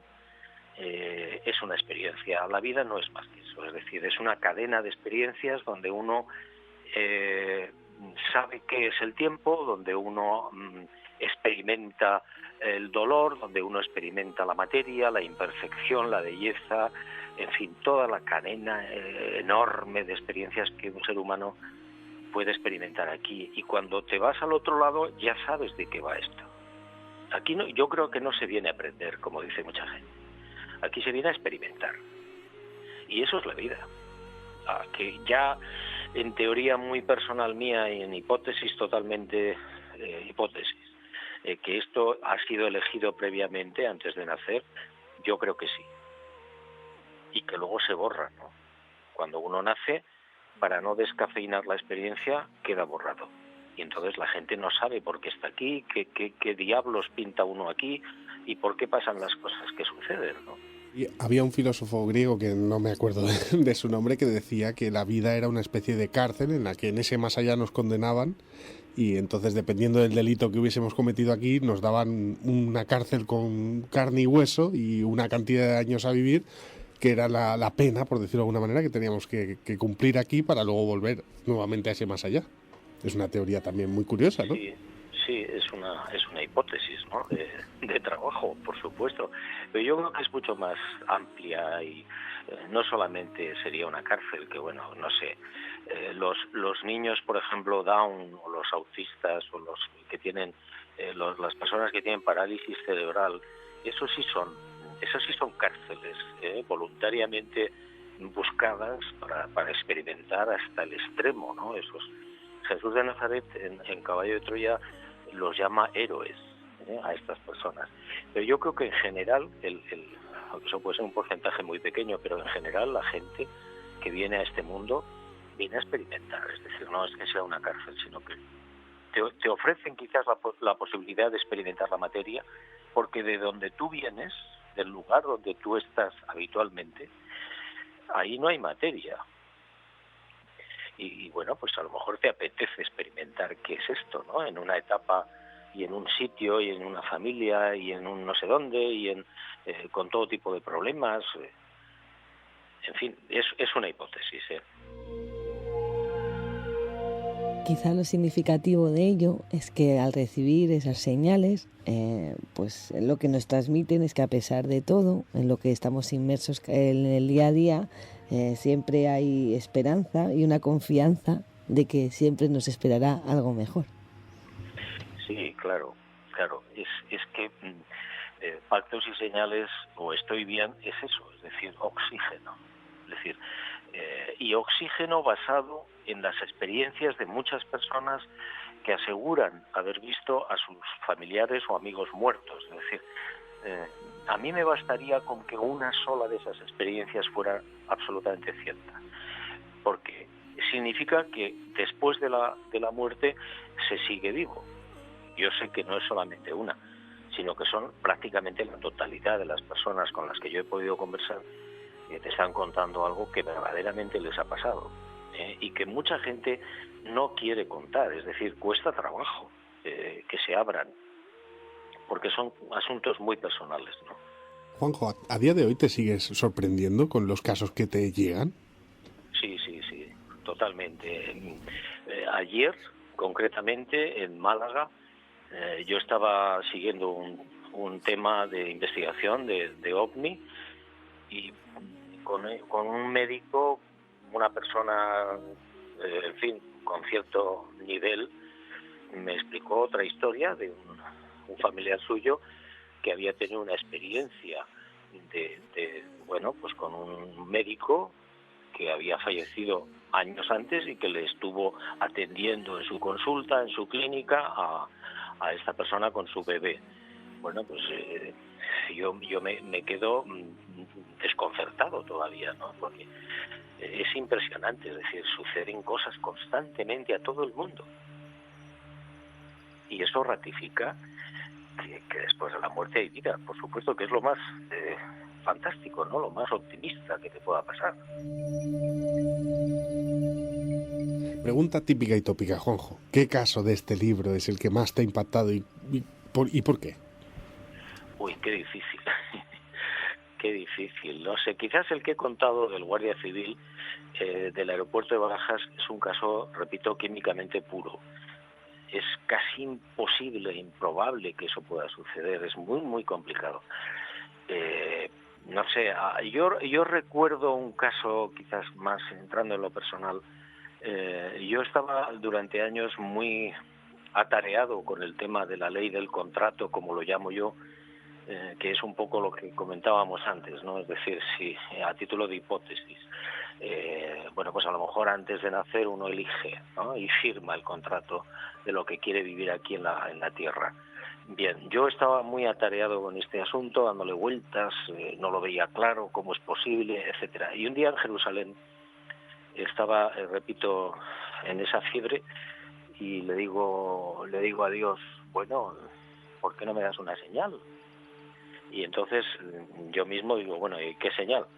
Entonces yo escribí ahí en mi cuaderno de campo y dije, mañana tengo que ir a un lugar que se llama el Huerto del Inglés, que es una supuesta tumba de Jesús de Nazaret que está a las afueras de Jerusalén.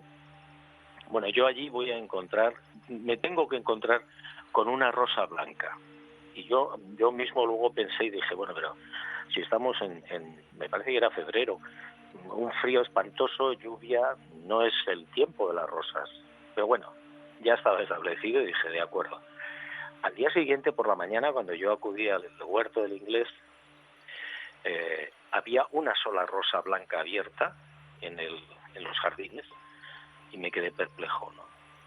Pregunté a los jardineros, me dijeron, imposible, no es tiempo de rosas. Ahí estaba. Claro, a título mío personal era muy importante. Hay otro de los casos que quizás, al ser algo que vivimos nosotros mismos, en ese caso usted, hay un capítulo en que pone Al fin libre, en el que trata sobre su padre, ¿verdad, Juanjo? ¿Qué pasó, sí, esas señales, esos pactos con su padre? Bueno, mi padre fallece en 1999 y entonces yo estuve en el tanatorio delante de él una serie de tiempo allí mirándole solo, y entonces me hice una pregunta que yo supongo que puede que se la haga mucha gente delante de un familiar, ¿no? Dice, bueno, ¿dónde estás? ¿Por qué no te mueves? ¿Dónde estás? ¿No? Entonces, al día siguiente, a los 2 días, cuando lo llevaron al cementerio, pues estábamos en el tanatorio, estábamos esperando la salida del coche fúnebre y aparece el coche fúnebre en el tanatorio, y entonces yo no sé por qué me fijé en la matrícula del coche fúnebre, cosa que pues no es muy habitual, ¿no? Y me fijé en la matrícula porque era la fecha de mi nacimiento, 1946. Navarra, 1946, AY. Y no sé por qué se me quedó grabado, ¿no? Y dije, bueno, esto lo pregunté a la gente que sabe de Cábala, y entonces me dijeron, sin decirle absolutamente nada, me dijeron, esto significa destinado a la altura. Entonces, claro, yo entendí que era la respuesta, ¿no? Que yo había, que de alguna manera yo había solicitado delante del cadáver de mi padre.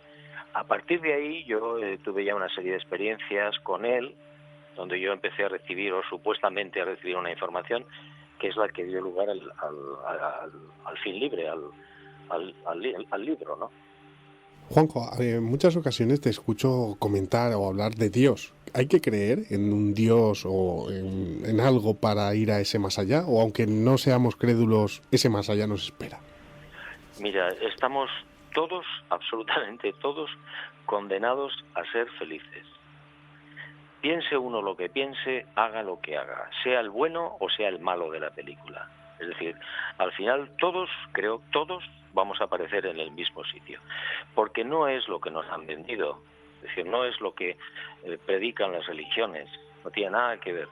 Es decir, lo que sucede después de la muerte es algo maravilloso, que no hay palabras para describir lo que hay allí, y no tiene nada que ver con el comportamiento humano. Juanjo, no te puedo no preguntar por el tema de los ovnis. ¿Y crees que hay alguna relación entre ese más allá y los ovnis, o estos pactos y señales con los ovnis? Pues hace unos años yo te hubiera dicho que no.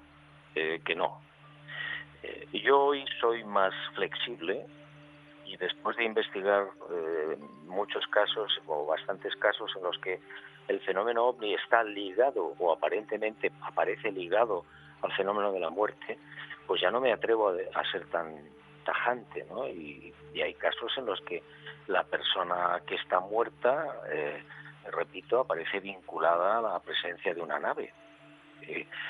Yo ya no me atrevo a decir que no. Es posible que el origen del fenómeno ovni no solamente sea el fenómeno extraterrestre, sino incluso mucho más allá, es decir, que pues que esté vinculado al fenómeno de la muerte. Lo que pasa es que si ya el fenómeno ovni extraterrestre nos resulta complicado, pues ya si el fenómeno ovni aparece vinculado al fenómeno de la muerte, pues usted me dirá. Pero creo que sí, que podría ser. ¿Has dejado de incluir algunos casos en este libro por falta de espacio? Sí. Sí, en este libro, en Pactos y Señales, hay 200 y pocos casos, pero yo he reunido, no sé, muchísimos, cientos, muchos. Lo que pasa es que no había forma de sacarlos todos, porque el libro era muy, muy grande, ¿no? Nos hemos reído un momento cuando has comentado 200 y pocos casos, como si fuese algo normal tener 200 y pocos casos, pero claro, llevas muchos años investigando, toda la vida investigando, pero que 200 y pocos casos no son pocos casos precisamente hablando de ese más allá. Es como lo que venimos dándole vueltas desde el principio, pero no son pocos, desde luego. No son pocos, pero bueno, repito, son cientos los que yo tengo, ¿no?, en los que he reunido y los que sigo reuniendo. Y bueno, también ahí hubo sus más y sus menos. Yo tuve problemas a la hora digo, bueno, ¿y qué casos incluyo yo aquí, ¿no?, en el libro? Y entonces se me ocurrió decir, bueno, voy a seleccionar 300, los apunto en unos papelitos, los doblo y los meto en una copa de cristal, los agito y saco 200. Y ese fue el orden. Y ahí hubo pues 100 casos que quedaron en la cuneta. Qué curioso, la verdad, el orden establecido de los casos. No me lo hubiese imaginado que el azar, si es que existe el azar, es el que hubiese escogido los casos que tenemos en este libro. Sí, bueno, yo no le llamo así, o en todo caso lo escribes con mayúscula, ¿no?, el azar. Pero sí, yo no sabía qué hacer. Entonces dije, bueno, pues lo mejor es que alguien más importante que yo lo seleccione. Y nada, eso fue. Ya vamos a ir terminando, Juanjo, que ya llevamos un buen rato, pero no me quiero pasar otra de estas frases que tienes en tu libro, porque ¿qué le pasaba a George Orwell con el 101? Dice, un libro contra George Orwell y su absurda campaña contra el 101. Sí, bueno, este hombre, no sé por qué, pues, tenía tal enfado con el 101 que llegó incluso a solicitar que se prohibiera en las habitaciones de los hoteles, ¿no? Bueno, pues porque tú sabes que hay gente que tiene muchas paranoias, yo el primero, y a este hombre pues le dio por decir que el palo cero palo era cosa demoníaca, ¿no? Pero bueno, ¿qué vamos a hacer? Juanjo, para terminar, te voy a hacer una pregunta que haces tú mismo. Es que me gusta mucho la contraportada del libro, porque de verdad que son todas lapidarias. Y es la última pregunta. Tras la lectura de Pactos y Señales, uno se pregunta, ¿quién es Juanjo Benítez? Bueno, sí. ¿Y quién es Juanjo Benítez? No sé.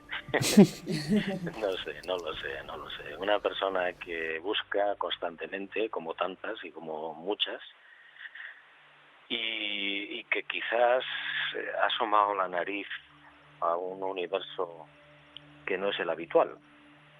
Eso sí, cuando asomas la nariz a ese universo, pues si ves algo, yo como periodista lo transmito. Pero me quedaría ahí, no sé más. ¿Tendremos una tercera parte de Pactos y Señales? Espero que no. Espero que no. Bueno, yo solo te pediría que no nos dejaras nunca de escribir, sea lo que sea, porque es algo que haces maravillosamente y que transmites tanto, no solo la esperanza con estos 2 últimos libros tuyos, sino esperanza y confianza en lo que nos espera más allá, sino todo lo que transmites en todo lo que haces, Juanjo. Muchísimas gracias. Espero que sea así hasta que tenga fuerzas, claro. Juanjo, ha sido un auténtico placer tenerte aquí nuevamente. Gracias. Los misterios nos miran y yo creo que sí, aunque tú no lo quieras, creo que habrá tercera parte, porque esto sale de dentro y seguro que tendremos una tercera parte o alguna otra cosa de Juanjo Benítez. Estoy convencidísimo. Bueno, ya veremos. Ya veremos. Muchas gracias, Juanjo. Muchas gracias, Juanjo. Bueno, llegamos al final de este apasionante libro y tranquilos que no me he olvidado de ese sorteo que vamos a realizar, de esos 2 libros de Pactos y Señales que vamos a ofrecer al que responda a una pregunta muy sencilla que va a hacer ahora Marta y que enviaremos con mucho gusto a aquellos ganadores que podrán disfrutar. Marta, ¿cuál es la pregunta que vamos a hacer para los 2 que sortearemos a los 2 ganadores? ¿Cuántos libros en total lleva publicados Juanjo Benítez hasta la fecha con Pactos y Señales? ¿Cuántos libros tiene publicado JJ Benítez hasta Pactos y Señales? Pues nos mandáis la contestación a programa@losmisteriosnosmiran.com, programa@losmisteriosnosmiran.com, nos ponéis qué concurso de Juan José Benítez con la respuesta y nos saludáis también, que hay gente que nos manda la respuesta directamente, nos dais un saludico, hombre, y entraréis en un sorteo a todos los que acierten de estos 2 grandes libros. Bueno, y ahora sí que nos vamos a marchar y vamos a despedir, como siempre, Marta, lo que quieras decir para terminar. Otra vez Juan José Benítez, aquí en Los Misterios nos miran. Es que decir un lujo o una maravilla ya suena típico y atópico, pero es una realidad porque aquí no decimos nada por decirlo y es todo un placer y para mí es muy agradable, no solo agradable, sino significa mucho que 11 meses después de su último libro nos vuelva a regalar un libro como Pactos y Señales, que nos sigue dando esa confianza y esa esperanza en que siempre nos espera algo mejor. Yo ya se lo he dicho, pero necesito saber que Juanjo va a seguir trabajando, que nos va a seguir regalando sus libros, porque aparte de lo que hemos comentado, da mucha alegría y hace muy feliz a mucha gente. Y bueno, la primera parte del programa para mí, Jesús, también, me quedo también sin palabras. Aparte de ser una bellísima persona, para mí es un gran profesional. Y bueno, hoy es una noche de estas memorables que se guardan en la retina y también quedan en el recuerdo, en la memoria para siempre, vamos. Ya me estoy hasta trabando, figuraros, porque ahora mismo estoy como en una nube y ya sabéis que a mí no me cuesta reconocerlo porque cuando siento que algo debe ser así lo digo y inmensamente feliz, ya te he dicho, yo creo que va a quedar en la memoria de todos. Y vamos a recordar algo que hemos comentado al principio, que es que ha sacado ese nuevo libro de Huerta Pelayo y que la semana que viene dedicaremos el programa, el tema principal, a hablar de esos mitos, leyendas de ese pequeño pueblo Pelayo. Estaré encantada de estar con todos vosotros y enseñaros los pequeños secretos de historias y leyendas de Huerta Pelayo. Si todo va bien, nos acompañará alguien también muy especial de esa zona, ¿no? Sí, pero vamos a dejarlo en sorpresa. Perfecto.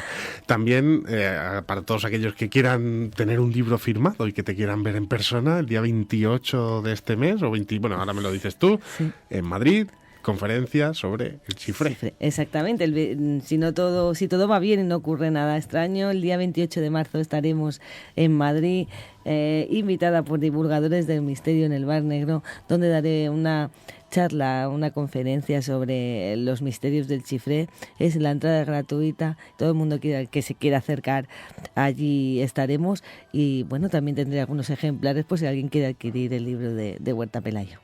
Muchas gracias, Marta, hasta la semana que viene. Muchas gracias a vosotros y hasta la semana que viene.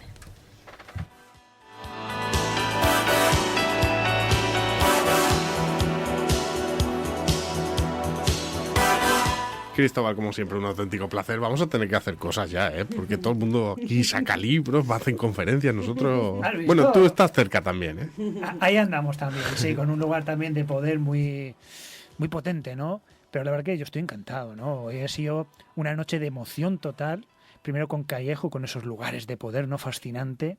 Después con Benítez, bueno, la verdad es que te puedes creer o no lo que dice, pero cómo lo dice, es que con eso ese trabajo que más de 200 y pico casos que había dicho. O sea, es una vida trabajando e intentando pues buscar esas respuestas, ¿no? Y bueno, y después pues el libro de Marta Envid, Huerta Pelayo, la verdad es que va a valer mucho la pena y es una noche de emociones. Nos ha faltado un compañero, Luis Silva, al que mando un saludo y que seguramente pronto estará con nosotros. Muchas gracias, Cristóbal. Primer y no único libro de Marta. Viene en camino seguramente no solo otros, sino más. Y como siempre agradecemos a Ana Torralba que haya estado al sonido, que además está con un gripazo descomunal como yo. Y bueno, que como siempre, muchísimas gracias que hayas estado al sonido de esta locura. Y nosotros nos vamos a marchar, como hemos comentado con Marta, hasta la semana que viene, que hablaremos de esa pequeña pero gran población de Huerta Pelayo. Veréis que es mucho más importante de lo que parece, conoceremos sus historias, sus mitos, leyendas y además yo creo que también acompañados de un buen amigo de este programa que conoce muy bien la zona y nos explicará seguro también anécdotas y curiosidades. Y como ha dicho Cristóbal, le mandamos un abrazo enorme a Luis Silva, que la semana que viene seguro que ya lo traeremos aquí, aunque sea esposado. Así que nos vamos hasta dentro de 7 días.